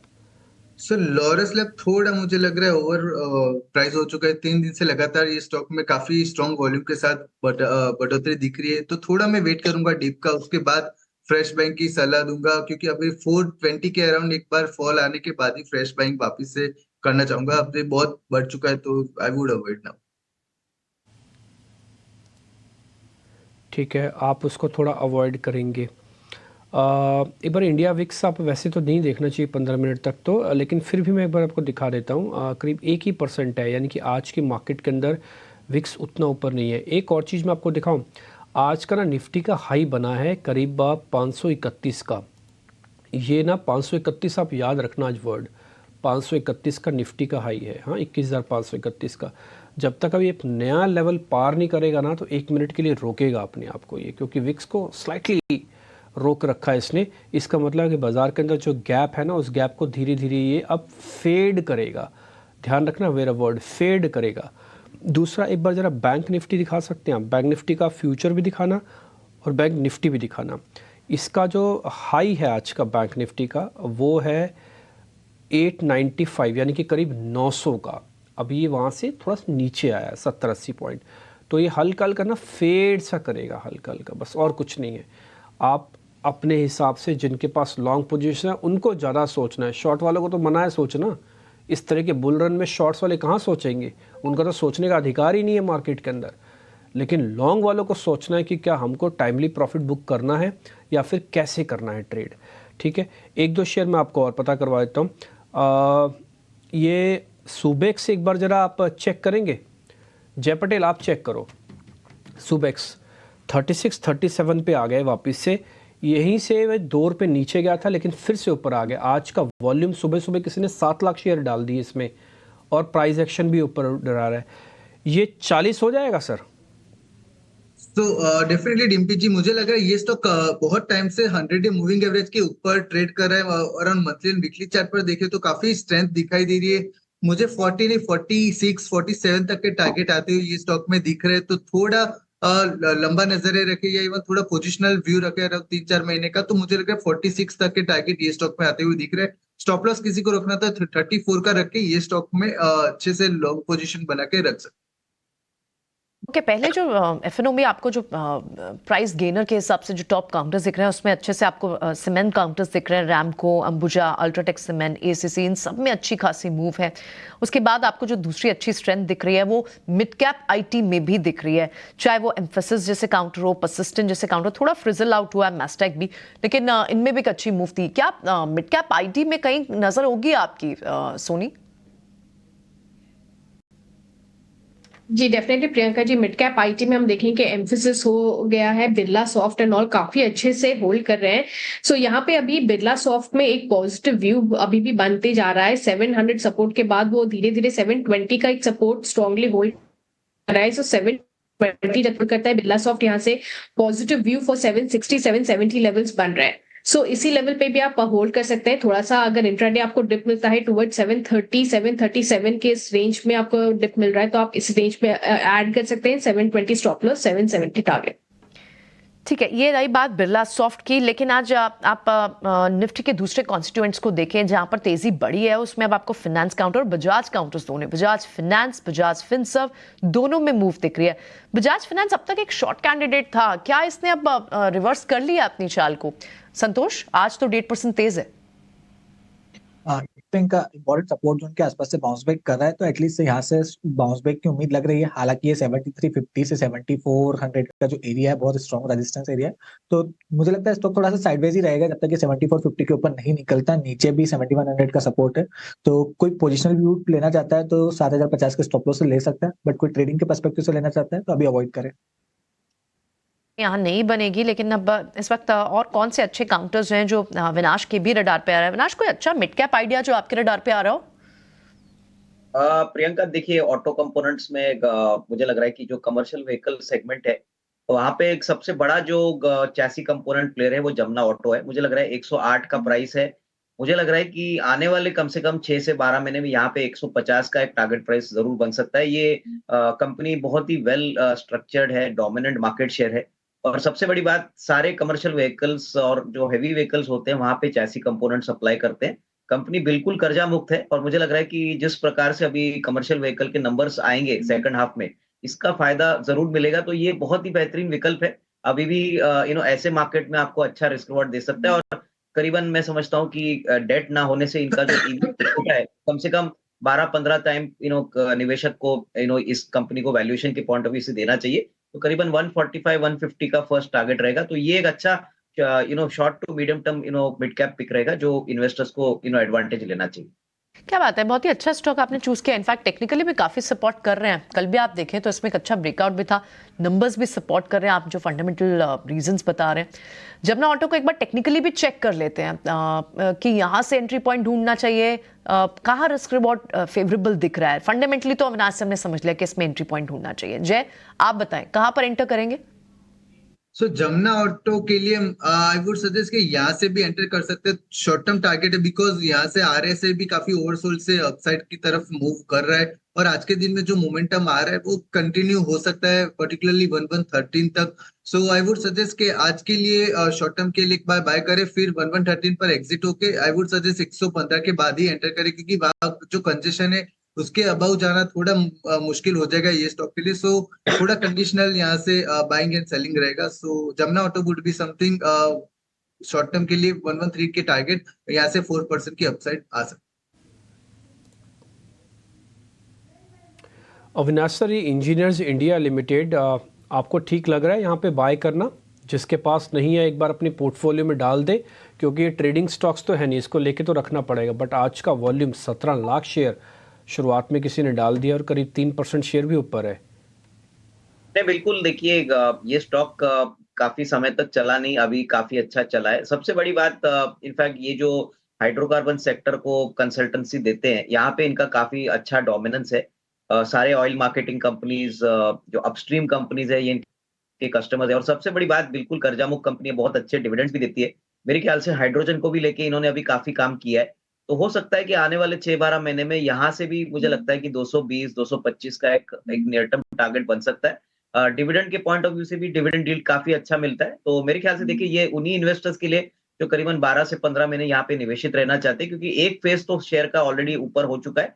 अगला फेज जो आएगा वो बेसिकली क्वार्टरली परफॉर्मेंस और बेसिकली हाइड्रोजन को लेके अगर कोई बड़ी अनाउंसमेंट आती है तो इसमें डेफिनेटली कंपनी को जरूर एक अच्छा री रेटिंग और फायदा मिलना चाहिए। एक और शेयर भी है, मैं जरा पता करना चाहता सोनी आपसे, आप जरा इसको चेक करेंगे, रैमको सीमेंट को और इंडिया सीमेंट को, इनमें से कोई एक लूँगा मैं, रैमको सीमेंट या तो इंडिया सीमेंट। बताइए दोनों में से किसको प्लस करूँ, और मैं अगली सीरीज़ के लिए लेके जा रहा हूँ, रैमको सीमेंट और इंडिया सीमेंट। जी डिम्पी जी, दोनों में हम देखेंगे तो आज काफी एग्रेसिव 6% का एक लॉन्ग बिल्टर पोजीशन ऐड हो रहा है। बट टेक्निकली अगर हम देखेंगे तो इंडिया सीमेंट का स्ट्रक्चर बेटर है। यहाँ से 250 का एक अच्छा जो सपोर्ट बेस था वो उसको डिफेंड करके होल्ड कर रहा है। अभी 270 आ गया है, वो दोबारा एक 290-300 के रेंज की तरफ जा रहा है। सो पोजिशनली अच्छा है, आप इसको कैरी फॉरवर्ड कर सकते हैं। अगले सीरीज के लिए रोल ओवर्स भी अच्छे स्टार्ट हो रहे हैं। So India cement better pick है देन रैमको सीमेंट। 250 पोजिशनली आप इसको एक सपोर्ट पकड़ सकते हैं। पहला टारगेट 300 रहेगा, 300 को क्रॉस करते ही उसके ऊपर एक और फ्रेश रैली स्टार्ट करेगा 320 लेवल के तरफ। सो इसको एक थोड़ा मीडियम टर्म पोजिशनल बेसिस के लिए आप यहाँ से देख सकते हैं डेफिनेटली। ठीक है, ओके, ये तो बात हुई इंडिया सीमेंट्स पर, लेकिन कुछ और स्टॉक्स जो अब ऊपर आ रहे हैं, इनफैक्ट जहां स्ट्रेंथ बाजार में है वहीं उसी के साथ आपको रहना चाहिए, क्योंकि की इंडाइसेस पे जो लेवल्स हैं वो अभी वॉच करने वाले हैं। 21,600 के ऊपर की बात हमारे एक्सपर्ट्स कह रहे हैं कि वहां पर तेजी सस्टेन रह सकती है, और अभी हालांकि हम खुलने के बाद से जिस मोमेंटम के साथ खुले हैं वहां हम तेज तो हैं, लेकिन और कौन कौन से काउंटर्स हैं जहां पर आपको अब स्ट्रेंथ पीछे के कुछ मिनटों में दिखे? पिडिलाइट जैसे काउंटर्स ऊपर आए हैं, नौकरी जैसे काउंटर्स ऊपर आए हैं, लेकिन क्या ये बड़ी चाल में कन्वर्ट हो सकते हैं? नौकरी पर क्या सलाह रहेगी संतोष? नौकरी की बात करें तो इसका स्ट्रक्चर भी अच्छा है। हमने एक पुल बैक देखा था और सपोर्ट से वापस बाउंस बैक कर रहा है, तो एटलीस्ट मुझे लग रहा है कि यहाँ से 5,250 5,300 तक की अपसाइड देखने को मिल सकती है। बट आज मुझे लगता है मोमेंटम सीमेंट, पिडिलाइट जैसे हाउसिंग से रिलेटेड कंस्ट्रक्शन स्टॉक्स पे है, स्पेशली सीमेंट स्टॉक्स। तो आज की थीम पता है सीमेंट सेक्टर रहेगी। मॉर्निंग में मैंने अल्ट्राटेक सीमेंट डिस्कस किया था, आई थिंक निफ्टी का टॉप गेनर बन रहा है, और दूसरे सीमेंट स्टॉक्स में भी एक मोमेंटम बनते दिख रहा है। तो मिड कैप सीमेंट स्पेस पे भी फोकस रखना चाहिए, आज इन्हीं का दिन हो सकता है। आज सीमेंट स्पेस से आपको बेट्स बनाकर रखनी चाहिए। ठीक है, कल से ही आपको मोमेंटम तो शुरू हो गई थी, लेकिन कुछ और काउंटर जहाँ एक अच्छा शॉर्ट कवरिंग का बाउट भी है, और उसमें हमने देखा है कि सन टीवी, मीडिया स्टॉक्स काफी चले, सन टीवी ज्यादा चला नहीं था। अब जो इसकी मूव शुरू हुई है, इसमें क्या मूव सस्टेन रहेगी? सन टीवी में किन लेवल्स के लिए एंटर करना चाहिए सोनी, और इन लेवल्स पर एंटर करना भी चाहिए या फिर नीचे मिल जाएगा? प्रियंका जी, यहाँ से इनफैक्ट काफी अच्छा रिस्क रिवॉर्ड रेशियो फेवरेबल हो रहा है। 700 का एक अच्छा बेस बन गया है। ऑप्शंस चेन में भी हम देखेंगे तो अच्छा यहाँ पे पुट राइटिंग हो गया है 700 पे। सो अच्छा है, आप यहाँ से थोड़ा डिप भी अगर मिलता है टुवर्ड 710, आप इस रेंज में एंटर कर सकते हैं। 700 स्टॉप लॉस होल्ड कीजिए। यहाँ से एक अच्छा पॉजिटिव व्यू बन रहा है टुवर्ड 750 लेवल। सो सन टीवी को आप एंटर कर सकते हैं, होल्ड भी कर सकते हैं। 700 स्टॉप लॉस, 750 टारगेट लेवल्स पर भी आप एंटर करें, होल्ड करें, और टारगेट्स हमें सोनी बता ही रही हैं। लेकिन जहां थोड़े से ट्रेड्स अनवाइंड होते हुए दिखाई दे रहे हैं, फार्मा स्टॉक्स के कुछ ट्रेड्स हैं, लॉरस लैब्स, जाइडस लाइफ जैसे ट्रेड्स अनवाइंड हो रहे हैं, क्या एक बार के लिए प्रॉफिट बुक कर लें? और इनफैक्ट कुछ काउंटर्स केमिकल स्पेस के भी दिख रहे हैं, दीपक नाइट्रेट जैसे। संतोष, क्या यहाँ से अनवाइंड कर लेना चाहिए, अभी एक बार बुक कर लेना चाहिए प्रॉफिट? का पोजिशनल नजरिया है तो बुक नहीं करना चाहिए। कोई भी कंसोलिडेशन या डिप मिलता है तो खरीदारी करना चाहिए, लेकिन अपने ऐसे ट्रेडिंग 1-2 दिन के लिए लिया है तो फिर डेफिनेटली बुक किया जा सकता है। बट मुझे लगता है केमिकल स्पेस में अभी जस्ट बाइंग स्टार्ट हुई है, ये एक्यूमुलेशन बीच बीच में हमको कुछ पुल बैक जरूर देखने को मिलेंगे, लेकिन अभी बड़ी तेजी की उम्मीद लग रही है आने वाले समय में। ठीक है, वो वैलिड पॉइंट। जिनके पास एक पोजिशनल बेट है वो क्यों एग्जिट करेंगे, बट हाँ, हम ट्रेडर के एस्पेक्ट से बात कर रहे थे कि क्या जिन्होंने बहुत ही शॉर्ट टर्म के लिए लिया होता है वो एग्जिट कर लें। एयरलाइंस में इंडिगो एक अच्छा खासा बेनिफिशियरी होगा, जिस तरह से पूरा रिलीजियस टूरिज्म जनवरी में जो पिकअप होने वाला है। इनफैक्ट आप दिसंबर एंड से ही देखें अयोध्या में, और वहां पर होटल स्टॉक्स हो, एयरलाइन स्टॉक्स हो, सब में सर्ज है। इंडिगो को इस ट्रिगर के साथ अगर इन लेवल्स पर बाय करते हैं तो क्या जैन सीरीज के लिए ये एक अच्छा F&O काउंटर भी है, एक अच्छा काउंटर है सॉरी रखने के लिए सोनी? डेफिनेटली प्रियंका जी, यहाँ पे हम देखेंगे तो इसका जहाँ पे सपोर्ट बन रहा है वो थोड़ा नीचे आ रहा है, लाइक 2850 के करीब सपोर्ट बन। सो टुवर्ड्स सपोर्ट बाय कर रहेगा। सो थोड़ा सा भी अगर आपको डिप नजर आ रहा है टुवर्ड्स 2900 2890 इस रेंज पे आप बाय कर सकते हैं। 2850 का आप सपोर्ट जहां पे वहीं पे स्टॉप लॉस प्लेस कीजिए, वहां से वो बाउंस बैक करेगा अगेन टुवर्ड्स लेवल्स ऑफ 3000 को उसका एक रेजिस्टेंस है। अगले सीरीज में अगर 3000 को क्रॉस करता है, उसके ऊपर आपको काफी अच्छा फ्रेश एक्सटेंडेड रैली नजर आएगी टुवर्ड्स 3100। सो वो अगले सीरीज के लिए कैरी फॉरवर्ड हो जाएगा। फिलहाल आप इसी रेंज पे एंटर कीजिए, अक्यूमुलेट कीजिए, स्टॉप लॉस मेंटेन कीजिए 2850 एंड वेट कीजिए 3000 के लेवल्स को क्रॉस करने के लिए इन जनवरी सीरीज। ठीक है, धीरे धीरे मार्केट के अंदर अब पोजीशनिंग थोड़ी सी बनती हुई दिख रही है। एक राउंड की प्रॉफिट बुकिंग आ जाए तो इसमें कोई डाउट नहीं होगा, मेरे को तो कम से कम डाउट नहीं होगा, क्योंकि जिस लेवल पे अब बाजार आके खड़ा है ना, अब कुछ करने के मूड में दिख रहा है। खैर मैं इंडाइसिस पे जाऊंगा नहीं बार बार, क्योंकि इंडाइसिस से आपको ज़्यादा कुछ मिलेगा नहीं, इसलिए समय ज़्यादा हम ना ख़राब करें। इंडाइसिस पे आ जाते कुछ और स्टॉक्स पे ही। ज़रा लिस्ट में निकाली। यस, एक बार ज़रा मेट्रोपॉलिसिस पे संतोष सर, एक बार आपकी रिकमेंडेशन चाहिए। शॉर्ट करूं सर मेट्रोपॉलिसिस? अब मैं लॉन्ग में नहीं कमा पाया पैसा, लेकिन शॉर्ट में कमा सकता हूं क्या? शॉर्ट करूं सर मेट्रोपॉलिसिस? यस, मेट्रोपोलिस की बात करें तो प्रॉफिट बुकिंग देखने को मिल रही है, तो एटलीस्ट अभी 1678 के आसपास चल रहा है, आपको यहाँ से 15 से 18 रुपए की डाउनसाइड देखने को मिल सकती है। तो इंट्राडे के लिए आप कर सकते हो फॉर 1% गेन, क्योंकि फिर 20 डे मूविंग एवरेज का सपोर्ट आ जाएगा। तो अगर आप यहाँ से शॉर्ट करते हो तो आपके लिए स्टॉप लॉस रहेगा 1690 रुपए का, टारगेट रहेगा आपके लिए 1660 रुपए का। जय पटेल, एक काम और आप करो, जरा गोदरेज सीपी चेक करो तो जरा इसमें कोई ट्रेड बनता है क्या? गोदरेज सीपी, गोदरेज सीपी की बात करें तो आज काफी एक morning star pattern kind of pattern दिखी। यहाँ से 1100 जो लेवल है वो काफी रेजिस्टेंस के तौर पर एक्ट करेगा, because weekly and daily chart दोनों में वो लेवल काफी स्ट्रॉन्ग रेजिस्टेंस है। आई वुड सजेस्ट कि अभी थोड़ा वेट करिए, ये स्टॉक में 1100 के लेवल को पार करके सस्टेन करने दीजिए, उसके बाद फ्रेश रैली के लिए ये स्टॉक को ट्रेड ले सकते हैं, बिकॉज वो ब्रेकआउट आएगा, वो सस्टेन रहेगा, उसके बाद ही काफी एक अच्छा मोमेंटम कंटिन्यू हो सकता है। अगर वो रहा तो मुझे लग रहा है 1230 तक के टारगेट ये स्टॉक में आते हुए दिख रहे हैं। उधर जेसीपी पर काफी टाइम से ये स्टॉक एक्यूमुलेशन फेज में था, स्लोली स्टेडीली अपसाइड मोमेंटम दिखा रहा था वीकली चार्ट पर, और मुझे लग रहा है ये स्टॉक में काफी पोटेंशियल है आरएसआई के हिसाब से भी प्रमोटेड जोन में। तो बड़े बुल रन के लिए ये स्टॉक को होल्ड करना चाहिए, और फ्रेश बाइंग करनी हो तो अराउंड ये लेवल्स पर सस्टेन होने के बाद करना चाहिए। एक काम करते हैं, एक ऑप्शंस का ट्रेड भी आपको दिलवा देते हैं। आदित्य अरोड़ा हमारे साथ जुड़ रहे हैं, फटाफट से उनको भी कनेक्ट करते हैं, जरा एक ऑप्शंस का ट्रेड भी पता करते हैं।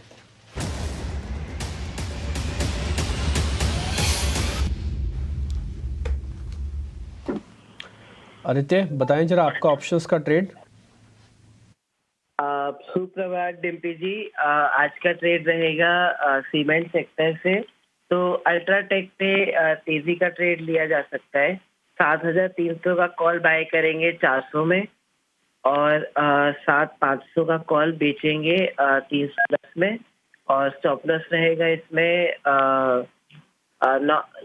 इसमें मैक्सिमम लॉस रहेगा 9000 का, और मैक्सिमम प्रॉफिट रहेगा 11000 का। 11000 का प्रॉफिट, 9000 का लॉस है। आप अल्ट्राटेक यानी कि ट्रेंडिंग स्टॉक के साथ फिर आपने चुना है। अच्छा आदित्य सर, कल दीपक नाइट्रेट वाली कॉल का क्या हुआ? कल आपने दीपक नाइट्रेट दिया था ना?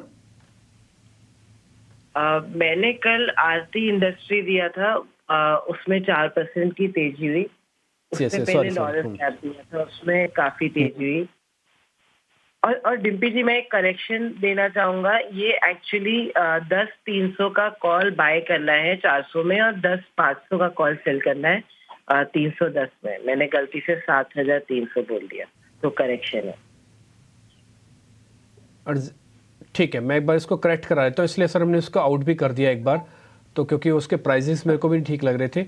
एक बार मेरे को वापस से बताओ ताकि हम उसको करेक्टली बिल्कुल ठीक करें। 10-500 की प्लस करनी है, 10-600 की शॉर्ट करनी है, ये कह रहे हो आप? नहीं एमपी जी, 10-300 की कॉल बाय करनी है और 10-500 की कॉल सेल करनी है। 300 की प्लस करनी है, ठीक है ठीक है। 10-500 की सेल लिख दो और 10-300 की बाय कर दो। प्रॉफिट लॉस अब छोड़ दो, आप इसका क्या कैलकुलेशंस होगा ये हमने डाल दिए सर आपके सामने। 10-300, 10-500 और 11,000 9,000 एज इट इज़ माना जाएगा। तो अल्ट्राटेक की एक कॉल पुट आपको कॉल्स आपकी स्क्रीन पर आ गई। इससे पहले लॉरस से और कल आरती इंडस्ट्रीज सर ने दिया था। तो जो ट्रेंडिंग स्टॉक्स है ना वही सर आपके सामने रख रहे हैं। उम्मीद करते हैं इसका अच्छा बेनिफिट आपको मिलेगा। आदित्य बहुत शुक्रिया, थैंक यू वेरी मच आज का ये ट्रेड बताने के लिए। ऑप्शंस का ट्रेड है, ठीक है। आगे बढ़े। मार्केट थोड़ी कोशिश कर रहा है अपने आज के हाइस को ब्रेक करने की। देखिए 535 अभी हुआ है, इसने 31 के लेवल को पार किया। ऑल्दो इसका हाई 44 है, लेकिन 10-15 पॉइंट से काम चलेगा नहीं, थोड़ा और स्पीड से ऊपर लाना पड़ेगा तब ट्रैपिंग होएगी, नहीं तो फिर यहीं पे रुक ना आ जाए मार्केट। ठीक है, कोशिश करते हैं इंडाइसिस से बाहर निकल के भी कुछ और चीज़ों को समझते हैं। एक काम और करते हैं, एक और शेयर भी आज मेरे लिस्ट में MRF, थोड़ा बड़ा शेयर है बट इसके बारे में पता कर लेते हैं। सोनी जरा आप चेक करेंगे MRF के चार्ट। MRF के अंदर पोजिशनल ट्रेड है, पोर्टफोलियो स्टॉक है, लेके रखना चाहिए। जी डेफिनेटली डिम्पी जी, यहाँ पे अगर हम देखेंगे तो काफी स्ट्रॉन्ग एक मोमेंटम नजर आ रहा है और स्टॉक में आज पोजीशंस भी बिल्ड होने की कोशिश कर रहे हैं। सो यहाँ पे अगर हम देखेंगे तो इमीडिएट जो आपको सपोर्ट नजर आ रहा है वो 118,500 पे आएगा। तो वहां पे आप एक सपोर्ट पोजिशनल, बिकॉज ये एक पोजिशनल पे रहेगा, तो आप वहां पे एक 1,18,500 के आसपास आप वहां पे एक स्टॉप लॉस सपोर्ट प्लेस कर सकते हैं। ऑलरेडी जो पोजीशंस कैरी फॉरवर्ड कर चुके हैं वहां पे आप ट्रेल कर सकते हैं। यहाँ से जो पॉजिटिव व्यू बन रहा है वो टुवर्ड्स 500 के ऊपर चांसेस काफी, सो होल्ड नेक्स्ट सीरीज पर भी करने के लिए काफी अच्छा कैंडिडेट। आज ऑफ कोर्स बजाज काउंटर्स और बजाज फाइनेंस में इसलिए भी थोड़ी मूव है। एक बार आपके सामने वो कुछ ग्राफिक्स लेकर आते हैं क्योंकि निफ्टी की रीबैलेंसिंग होनी है 28 दिसंबर को, और इसमें कुछ इनफ्लोज और आउटफ्लोज भी हैं, जिसमें की स्टॉक्स में एक बजाज फाइनेंस का स्टॉक भी है। इसमें आप देखिए इसमें फ्लोज आ सकते हैं लगभग $32 मिलियन तक के। पावर ग्रिड, आईसीआईसीआई बैंक और कोटक महिंद्रा बैंक और रिलायंस भी इसमें है। तो बैंक्स, लार्ज कैप्स के कई स्टॉक्स हैं जिनमें फ्लोज आ सकता है। ऑफ कोर्स निफ्टी की रीबैलेंसिंग है, और आउटफ्लो जहां से जा सकता है वो उसमें एनटीपीसी, टीसीएस, एलएनटी जैसे कुछ स्टॉक्स भी हैं। एक बार समझ लेते हैं कि कहां पर और अच्छी स्ट्रेंथ दिख रही है, जहां एक ट्रेडिंग की राय भी बन रही है हमारे एक्सपर्ट्स की। बैंक्स में क्या कोटक महिंद्रा बैंक हो, आईसीआईसीआई, आईडीएफसी, तीनों बैंक्स में से कोई चूज करना चाहेंगे आप संतोष, जो टेक्निकली अच्छा दिख रहा हो एंट्री पॉइंट ढूंढने के लिए? Yes, ICICI bank risk reward wise अच्छे सपोर्ट लेवल के आसपास बैठा है, 20 डे मूविंग एवरेज के आसपास। तो यहाँ से खरीदारी करते हो तो स्टॉप लॉस आपके लिए बहुत छोटा बन रहा है 990 का। यहाँ से बाउंस बैक करता है तो 1030 1040 तक की अपसाइड देखने को मिल सकती है। स्ट्रक्चर वाइज कोटक बैंक का स्ट्रक्चर अच्छा है। 1900 के आसपास थोड़े से कॉल राइटर है, इसलिए कल पॉज लिया वहीं पे जाकर, लेकिन जैसे ही 1900 क्रॉस करेगा 50 रुपए की अपसाइड और देखने को मिल सकती है। तो कोटक महिंद्रा बैंक में भी खरीदारी की जा सकती है। यहाँ आपका स्टॉप लॉस 1860 का रहेगा। कोटक महिंद्रा बैंक में आप यहाँ खरीदारी करने की सलाह दे रहे हैं, ठीक है, बिल्कुल। तो कुछ स्टॉक्स जिन पर आपको नजर रखनी चाहिए, इनफ्लोज आएंगे तो ऑफकोर्स इनमें एक मूव भी आएगी, और इसी वजह से आप बजाज काउंटर्स को भी चलते हुए आज देख रहे हैं, ठीक है। सेक्टोरल चर्निंग है, और साथ ही आज आपको जितने भी सीमेंट स्टॉक्स हैं उनमें भी एक मूव दिख रही है। लेकिन इस वक्त यहाँ से बड़े टारगेट्स क्या होने चाहिए? हमारे साथ इस वक्त आईसीआईसीआई सिक्योरिटीज के धर्मेश शाह हैं, जिन्होंने एक खास रिपोर्ट भी निकाली है, और उसमें उन्होंने कैलेंडर ईयर 24 के लिए निफ्टी के टारगेट्स भी बात की है, और साथ ही कैलेंडर ईयर 30 यानी 2030 तक निफ्टी का क्या लेवल हो सकता है, इस पर भी अपने ऑब्जर्वेशंस इस रिपोर्ट में शेयर किए हैं। मॉर्निंग धर्मेश, बहुत बहुत स्वागत है आपका। पहले आप ही अपने की ऑब्जर्वेशंस बताएं, क्योंकि इलेक्शन ईयर है जिसका आपने बड़ा रीजन बताया इस रिपोर्ट में पॉजिटिव और सुपर बुलिश होने का। आपके लेवल्स क्या इंडेक्स पे, शॉर्ट टर्म भी और शॉर्ट टू मीडियम टर्म भी? Yes, good morning, Priyanka. Thank you for inviting me on the show, first of all. Yes, definitely, जैसे कि we remain to be positive for the market, and structurally आप देखें तो Bajaj is in a structural bull market where we believe, I think so, maybe the short term to talk for near term, I think so 22,000 is likely target for the Nifty. We're keeping a stop loss of 21,000 on the Nifty as a strong support. So short term की बात करें तो yes, the moves are smaller, but we believe, I think there's some bit of a consolidation cannot be ruled out. यहाँ पे हो सकता है थोड़ा consolidation, जहाँ पे 21,600 से 21,000 के आसपास बाजार थोड़े और एक आध हफ्ता ट्रेड कर सकता है। पर जून जनवरी के महीने में हमें लग रहा है कि Nifty should be looking for target of 22,000. Coming to my report of technical outlook for year 2024, हमें लग रहा है कि निफ्टी इस 24,700 का हमारा टारगेट है निफ्टी का। Being there is some reason to justify for that कि क्यों हमें लग रहा है 24,700. At the same time, थोड़ा डिकेड की बात करें, by 2030 we expecting the Nifty to head towards 50,000 on target side. तो धर्मेश, दो चीजें, थोड़ी सी आवाज आपकी चिप्ट थी बीच में, तो आप कह रहे हैं कि 2024 के लिए आपके निफ्टी पर टारगेट 24,700 के हैं। जनवरी में फिर से एक और नई रैली स्टार्ट होगी, और 2030 तक के लिए आपने क्या 50,000 का टारगेट बोला? मैंने सही सुना? Yes, so we believe, I think so, 50,000 target for Nifty by 2030. The reason is, Priyanka, we have done a decadal study. ये 40 साल की स्टडी है since 1980. अगर आप देखिए ईच डिकेड का एक रिटर्न हमने निकाले हैं, तो एवरेज जो रिटर्न आता है एक डिकेड का, मतलब कि 10 साल का जिसे हम कहते हैं डिकेड, उसका आता है 4x के आसपास। तो अगर मैं ये हर एक डिकेड का पकड़ के चलता हूँ कि भाई एवरेज रिटर्न 4x आता है, तो 2020 से मैं जब रिटर्न कैलकुलेट करता हूँ, it comes to around 50,000 to 55,000 के बीच में आता है। तो yes, we have taken a psychological level of 50,000 for decadal study based on the historical data. Now coming to my target of 24,700, let us understand that कि हम कहीं ना कहीं इलेक्शन ईयर में जा रहे हैं, तो वॉलेटिलिटी डेफिनेटली रहेगी। ऊपर नीचे काफी होगा। वॉलेटिलिटी को अभी कैसे देखना चाहिए, क्या इसको खरीदना चाहिए कि नहीं खरीदना चाहिए, तो उसका एक हमने एनालिसिस किया। जब हमने एनालिसिस किया तो एक इंटरेस्टिंग डेटा आता है कि अगर 1980 से जब इलेक्शंस होते हैं तो करीब 11 इलेक्शंस हो चुके हैं, तो 11 में से 9 बार बाजार ने पॉजिटिव रिटर्न किया है, और वो भी एवरेज रिटर्न, मीडियन रिटर्न हमने जो निकाला था वो 17% के आसपास था। तो ये कॉन्फिडेंस है हिस्टोरिकल डेटा देखे कि जनरली हम कहते हैं इलेक्शंस में करना चाहिए नहीं करना चाहिए, पर उस वॉलेटिलिटी में जिसने भी हिस्टोरिकली खरीदा है वो हमेशा फायदे में रहा है। मतलब कि ये portfolio has definitely grown up by number of x. That is one way to look out. Second was the decadal study. Now coming again to the decadal studies, 4 दशक का हमने देखा कि 4th year of each decade, मतलब कि जबकि 4th year आ रहा है, जैसे कि हम गोइंग टुवर्ड्स 2024, तो 4th year जब भी रहता है तो historically since 1980 it has been observed that all this 4th year has been a positive with a median return of 15%.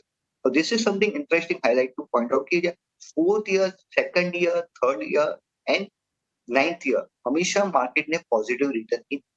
तो ये भी हमें कॉन्फिडेंस दे रहा है कि कहीं ना कहीं मार्केट में भी volatility can not be ruled out, but we should be stay buy on dip should be the mantra. Third but not the least is the quarterly chart breakout. If you look from the history of since 1998, जब consolidation हुआ है quarterly chart पे breakout आया है, तो जब consolidation के बाद जब जो ब्रेकआउट आता है तो उसमें जो रैली आती है that is followed by multi year bull quarterly rally. तो कहीं ना कहीं अभी हमने 2 क्वार्टर ऑलरेडी देख चुके बाजार में तेजी, हमें लग रहा है यहाँ से और 3 से 4 क्वार्टर्स तक हमें बाजार तेजी लग रहा है। और उसमें भी जब हमने रिटर्न्स निकाले सिंस 2000, 2003, 2008, 2010, 2014, 17 एंड इवन 1920, तो average return has been around 31%। तो अगर मैं 15% ऑलरेडी मैं पीछे से चल चुका हूँ, हमें लग रहा है और 15 से 17% बाजार में ऊपर की तरफ की आशा है, जो हमें लग रहा है होएगा। और कहीं ना कहीं 24,700 is very much likely target for 2024। Coming to the support, yes just want to miss it out कि सपोर्ट की बात करें तो 18,900 का स्ट्रॉन्ग सपोर्ट है, जो हमें लग रहा है कि इस वॉलेटिलिटी में होल्ड करना चाहिए। ठीक है धर्मेश, आपके रिसर्च काफ़ी इंटरेस्टिंग है और आपने काफ़ी लेंथी रिसर्च भी की है और बहुत बढ़िया से आपने सारे डाटा को अलग अलग कैटेगराइज करके कि हाँ वॉलिटिलिटी कैसे रहेगी, इंडेक्स कैसे रहेगा, उसकी पास्ट हिस्ट्री कैसे रहेगी, ये भी जब आप इस सारे लेवल्स इंटरेस्टिंगली आप उसको फाइंड आउट कर रहे होगे तो आपने सेक्टोरियल चर्निंग भी देखी होगी, तो उसका कुछ डाटा है इस रिपोर्ट के अंदर या फिर उससे जुड़ा हुआ कि सेक्टोरियल चर्निंग कैसे होती है? भी अगर आप देखिए, हमने सेक्टर्स में भी देखा है कि हमें लग रहा है कि दिस इज ये जो तेजी जो चालू है 2021 से, it is replica of 2003 and 2007। तो कहीं ना कहीं हमने एक डिकेडल स्टडीज में ये भी देखा था कि 2001 से 2010 में कौन से सेक्टर्स चले थे, तो उसमें था capital goods, PSU, auto, infra, oil and gas, metals, ये सब में था कि जहाँ पे एक number of x times market sectors ने रिटर्न दिए। मतलब कैपिटल गुड्स की बात करो तो 20x रिटर्न का एग्जाम्पल। उसी के बाद 2011 से 2020 में ये जो भी मैंने सेक्टर्स की आपसे बात की, वो कहीं ना कहीं एक लॉन्ग कंसोलिडेशंस में चले गए। तो वी बिलीव कि जो लॉन्ग अंडर परफॉर्मेंस था इस सेक्टर का, जो 2001 और 10 के लीडर्स थे, वी बिलीव कि laggards now will become the leaders for the year of this decade of 2022-2030। तो हमें लग रहा है कि जिसके कैपिटल गुड्स है, इंफ्रा, मेटल्स, पीएसयूज, ऑटो, यहाँ पे एक oil and gas as a sector, energy, यहाँ पे एक अच्छी तेजी देख सकते हैं आने वाले दिनों में। और contributed by banking and IT, which are already to the upward journey, should also contribute to this level. So we believe, I think so, it's a replica of 2003 to 2007, where the decadal long underperformance of all these sectors will start outperforming in the years to come.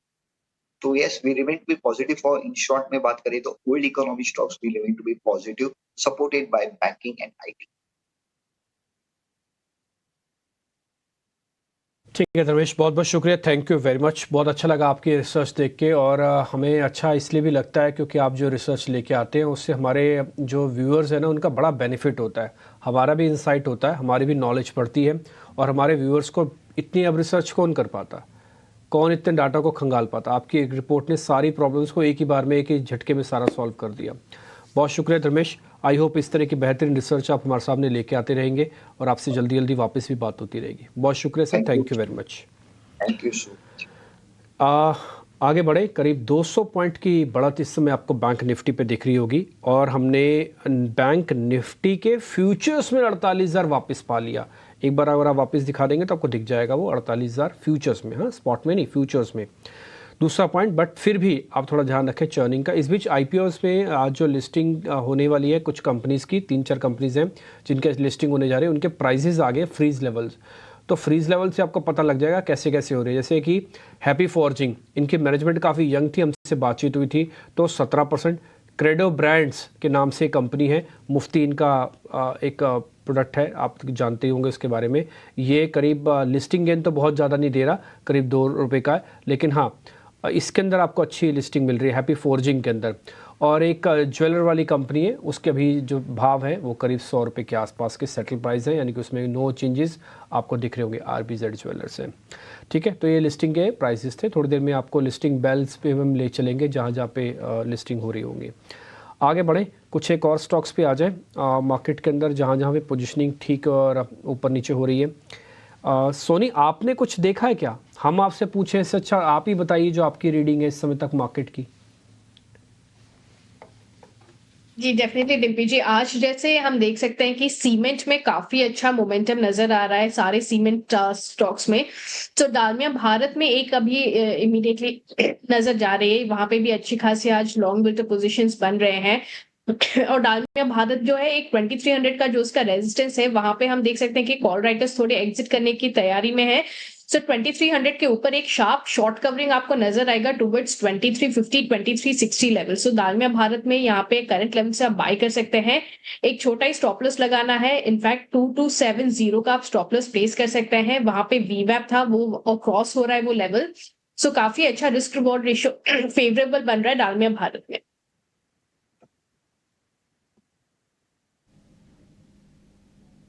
Dalmia Bharat में आपकी है 2.5% और fix बढ़ा और 15 के पार हो गया। अगर आप सुबह आज हमारे एक मेहमान को सुन पा रहे थे, राहुल घोष को, तो बता रहे थे कि 15 साढ़े 15 पे अगर विक्स चला जाए तो अपनी पोजीशंस में जिनके पास भी लॉन्ग की है वो एक बार ज़रा चेक कर ले। आपने भी सुना होगा, एक बार मैं ज़रा इंडिया विक्स अब दिखा देता हूँ। ये 2.5% बढ़ने के बाद 15 के ऊपर आके भी ट्रेड कर रहा है, 15.5 तक और चेक कर लेते हैं। लेकिन मैं फिर से रिक्वेस्ट करूँगा कि जिनके पास भी लॉन्ग पोजीशन है टाइमली प्रॉफिट बुक करें, या तो ट्रेलिंग स्टॉप लॉस लगाएं या तो हेज करें। देखो अभी आपको ना पिछले 3 दिन से आदित्य अरोड़ा हमारे साथ जो जुड़े ऑप्शंस का ट्रेड देने के लिए, वो सीधा भी तो कॉल दे सकते थे लॉरेस की, आरती की, और आज जो उन्होंने एक शेयर दिया है अल्ट्राटेक की, बट उन्होंने फिर भी आपको ऊपर की कॉल्स पे हेज भी करवाया, एक बुल स्ट्रेटजी आपको दी है। ठीक, तो आपको बस उसी में ही ध्यान रखना है कि जहाँ जहाँ भी आप ट्रेड करें उसको ऐसा कर लें कि अब आपके हाथ से जाए नहीं तो दुख बहुत होता है जब हाथ से आ जाता है सौदा और उसके बाद उसके अंदर से अब पैसे चले जाए। खैर एनी हाउ कुछ और ज़रा स्टॉक्स हैं, ज़रा वो भी चेक कर लेते हैं। मैं F&O की ही शीट आज चेक करता हूँ जहाँ पर आज थोड़ा वॉल्यूम ठीक सा बन रहा हो। एक बार जरा मैं वो देखता हूँ। यस, आज शुरुआत में रैमको सीमेंट तो ऑलरेडी हमने ले ही लिया कॉल, 2% अंबुजा है, और अच्छा एक और भी है AB कैपिटल, ये पता करता है संतोष सर से। संतोष सर AB कैपिटल को जरा चेक करोगे? AB कैपिटल, यस, इन पे एबी कैपिटल की बात करें तो ऑल स्ट्रक्चर वीक है, ये बाउंस बैक कर रहा है सपोर्ट लेके, लेकिन ऊपर में रेजिस्टेंस आ रहा है इसको 165 166 के आसपास। तो जब तक ये अपना 20 डे मूविंग एवरेज 166 के ऊपर टिकता नहीं है, क्लोजिंग नहीं देता, मैं अवॉइड करने की सलाह दूंगा। 166 क्रॉस करेगा तभी मैं बाइंग की सलाह दूंगा। आज सीमेंट स्टॉक्स में मोमेंटम शायद इसलिए देखने को मिल रहा है, नोमुरा की एक रिपोर्ट आई है, उन्होंने सीमेंट सेक्टर पे कई सारे अपग्रेड्स किए, तो आज एक मॉर्निंग में ही सीमेंट स्टॉक्स में मोमेंटम देखने को मिल रहा है। इसके अलावा आज स्टील स्टॉक भी बस कर रहे हैं, सेल मैंने मॉर्निंग में डिस्कस किया था, लगभग 4% प्लस है। दूसरे स्टील स्टॉक्स में भी पॉजिटिव मोमेंटम है। सरहद ने हाईलाइट किया था कि शायद PLI स्कीम 2.0 आ सकता है स्टील स्टॉक्स के लिए, तो ये स्टॉक रेडार पे रखना चाहिए, यहाँ से और अच्छी तेजी बन सकती है। नहीं बात आपकी बिल्कुल ठीक है सर, मैं ऐसी स्टॉक्स को ढूंढ के कोशिश कर रहा हूँ। और हमने सेल तो सर आपको भी याद होगा संतोष सर, हम 102 103 से बुलिश थे इस पे, फिर पहले 108 का टारगेट दिया, फिर 113-14 लगा, फिर अब आज आप नई जर्नी पे हमको लेके जा रहे हो। और नीचे ना आरती इंडस्ट्रीज़ देख रहे हैं तो देखो इसमें भी एक खबर आई है कि एग्रो केमिकल्स की सप्लाई के लिए कुछ इन्होंने करार वगैरह किया है किसी ग्लोबल कंपनी के साथ। ये क्या होता है ना, न्यूज़ पीछे पीछे चलती रहती है। आरती इंडस्ट्रीज़ कहाँ दिया था? 580 पे। आज मैंने आपसे पूछा भी था संतोष सर, आपको ध्यान है ना, मैंने आपसे पूछा भी था कि आरती इंडस्ट्रीज़ में और भी दम है। वैसे तो हमारा टारगेट तो पूरा हो गया था 630 पे, 50 रुपये आ गए, लेकिन आपने कहा नहीं अभी तो दम है, अभी तो और चलेगा, तो 7 डेज़ में 9% चला है। अब खबर आई है कि एग्रो केमिकल्स के लिए इसने करार किया हुआ है। इसी तरह से बालाजी अमाइंस को भी देखा हुआ। आप बालाजी अमाइंस 2-3 दिन से हम इसको नोटिस करा रहे हैं। ये सब केमिकल्स के ना नीच सेगमेंट का पकड़ते जाओ, और अब देखो बालाजी माइंस भी आपको डेज हाई पे बकायदा दिखेगा, और ये 1 महीने के अंदर 32% रिटर्न देने वाली कंपनी बनी है। तो आपको थोड़ा सेलेक्टिव हो जाना है बस। ऐसा कुछ नहीं है कि बाजार से पैसा बनेगा नहीं, चलेगा नहीं। इंडाइसिस को देख रहे हो तो मुश्किल हो जाएगा। इंडाइसिस के इतर हट के देखोगे तो बहुत सारी चीज़ें आपको दिखेंगी। ये जो अवधि है, जो करार है, करीब 9 साल के लिए हो रहा है। अच्छा, मैं ना वो चीज़ें देख रहा हूँ कि जहाँ पर थोड़ा डिलीवरी का वॉल्यूम भी बड़ा है, उसमें एक कंपनी है महिंद्रा लाइफ स्पेसिस नाम की। कल उसके बारे में शरद भी हमको बता रहे थे। एक बार संतोष सर आप उसको चेक करोगे, महिंद्रा लाइफ, उसका delivery volume previous day volume से बढ़ा हुआ है। यस, इसका स्ट्रक्चर का अच्छा हो रहा है। स्टॉक में नॉर्मली मूवमेंट ज्यादा आता नहीं है, लेकिन कल बहुत हैवी वॉल्यूम आया था, करीबन 22-23 लाख के इसमें ट्रेड हुआ था। स्टॉक का अभी भी वैसे साइडवेज है, लेकिन ऊपर में जैसे ही 550 के ऊपर टिकेगा, ट्रेड करेगा, तो शायद हमको 600 रुपए तक की एक अपसाइड देखने को मिल सकती है। यहाँ पे खरीदारी करते हैं तो 520 का एक स्टॉप लॉस होना चाहिए। ये डे ट्रेडिंग का स्टॉक नहीं है, थोड़ा सा आप पोजिशन व्यू रखोगे तो आप शायद इसमें पोजिशन बना सकते हो। ओके, ठीक है, थोड़ा पोजिशनल व्यू रखना पड़ेगा। इसमें डे ट्रेडिंग का स्टॉक है भी नहीं। खैर, बात भी सही है कि इसमें डे ट्रेडिंग तो नहीं हो पाएगी। 1-2 शेयर मैं और चेक करता हूँ, जरा F&O शीट से चेक कर रहा हूँ। मेरे को एक्चुअली वो शेयर्स नहीं मिल रहे, यहाँ पे प्राइस एक्शन थोड़ा ड्यू है। ओके, ठीक है, इंडिया सीमेंट ऑलरेडी मैं पता कर चुका हूँ। 3-8, यस, एक पीडीलाइट और है, जरा ये भी चेक करा लेते हैं। सोनी एक बार जरा पीडीलाइट देखना, पीडीलाइट। ये डेफिनेटली यहाँ पे डिम्पी जी मैं देख सकती हूँ पीडीलाइट में 2700 का एक रेजिस्टेंस है। सो जब तक 2700 को क्रॉस नहीं करता है तब तक थोड़ा सा कॉशियसली रह सकते हैं। डिप में ऐड करना बेटर रहेगा, बट प्रोवाइडेड कि आज डे में 2700 को क्रॉस करके उसके ऊपर सस्टेन और क्लोज भी करता है, तो वहां से आपको कल के टुवर्ड्स एक एक्सटेंडेड रैली नजर आ सकती है towards 2780 2790 levels. So wait and watch की सलाह रहेगी। 2700 क्रूशियल लेवल है, उसको क्रॉस करता है तो ही आप उसके ऊपर आप पोजीशन ले सकते हैं। नीचे की तरफ अगर हम देखेंगे स्टॉप लॉस का सपोर्ट, तो 2670 का एक अच्छा सपोर्ट बन रहा है। सो जब तक 2670 होल्ड करता है, वो थोड़ा आज कंसोलिडेट कर सकता है, थोड़ा टाइम लगा सकता है, but the moment it crosses 2700 तभी जाके उसमें एक पॉजिटिव मोमेंटम और नजर आएगा। ठीक है, एक और शेयर है। अच्छा, जिनके भी मैं शेयर्स के नाम बोल रहा ना, उनके आप फ्यूचर्स की प्लेट भी फायर कीजिएगा, और वो दिसंबर कॉन्ट्रैक्ट की नहीं, अगर हो सके तो जनवरी कॉन्ट्रैक्ट की फायर कीजिएगा, क्योंकि अब दिसंबर का ना कोई सौदा लेगा ना लेना चाहिए। जो काम करें हम जनवरी कॉन्ट्रैक्ट के अंदर ही करें। हाँ, जैसे ये जैन फ्यूचर्स का कॉन्ट्रैक्ट है।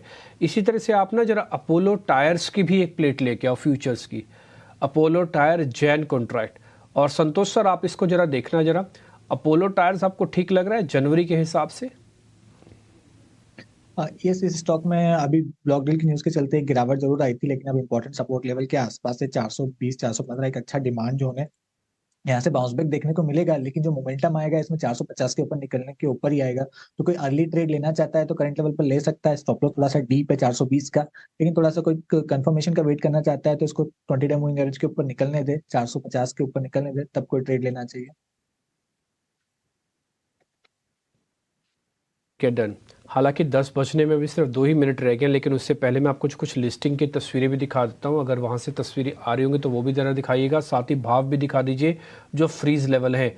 इसका कंसेप्ट भी वैसे ही होता है, ये 5 पे यानी 45 पे लॉक हो जाएगा, फिर 15 मिनट का पीरियड होता है इसके अंदर फ्रीज लेवल्स का। उसके बाद जैसे लिस्टिंग बेल बजते हैं उसके बाद इसमें ट्रेडिंग एक्चुअली से शुरू हो जाती है। ये तीनों आप अपनी तरफ से देख पा रहे होंगे। जो पहली तस्वीर है वो RBZ ज्वेलर्स की है, और जो दूसरी तस्वीर है वो हैप्पी फोर्जिंग की है। फोर्जिंग के अंदर नया है, और आप देख रहे होंगे वो मैनेजमेंट जो दोनों से हमने बातचीत की थी, दोनों ही हमारे साथ थे। एक मिस्टर गर्ग थे, एक मिस्टर गोयल थे, जहाँ तक मेरे को याद है। और ये आप उनकी तस्वीरें देख पा रहे हैं हैप्पी फोर्जिंग की। इसकी लिस्टिंग काफ़ी अच्छी है 17 पे। इनफैक्ट कंपनी की पोजीशनिंग देख के भी ऐसा लग रहा था। और दूसरा क्रेडो ब्रांड्स की भी एक बार जरा लिस्टिंग की तस्वीरें आपको दिख रही होंगी, वो भी जरा दिखा दीजिएगा। तो सारी की सारी तस्वीरें आपकी स्क्रीन पर यहाँ पे आती हुई दिख रही है।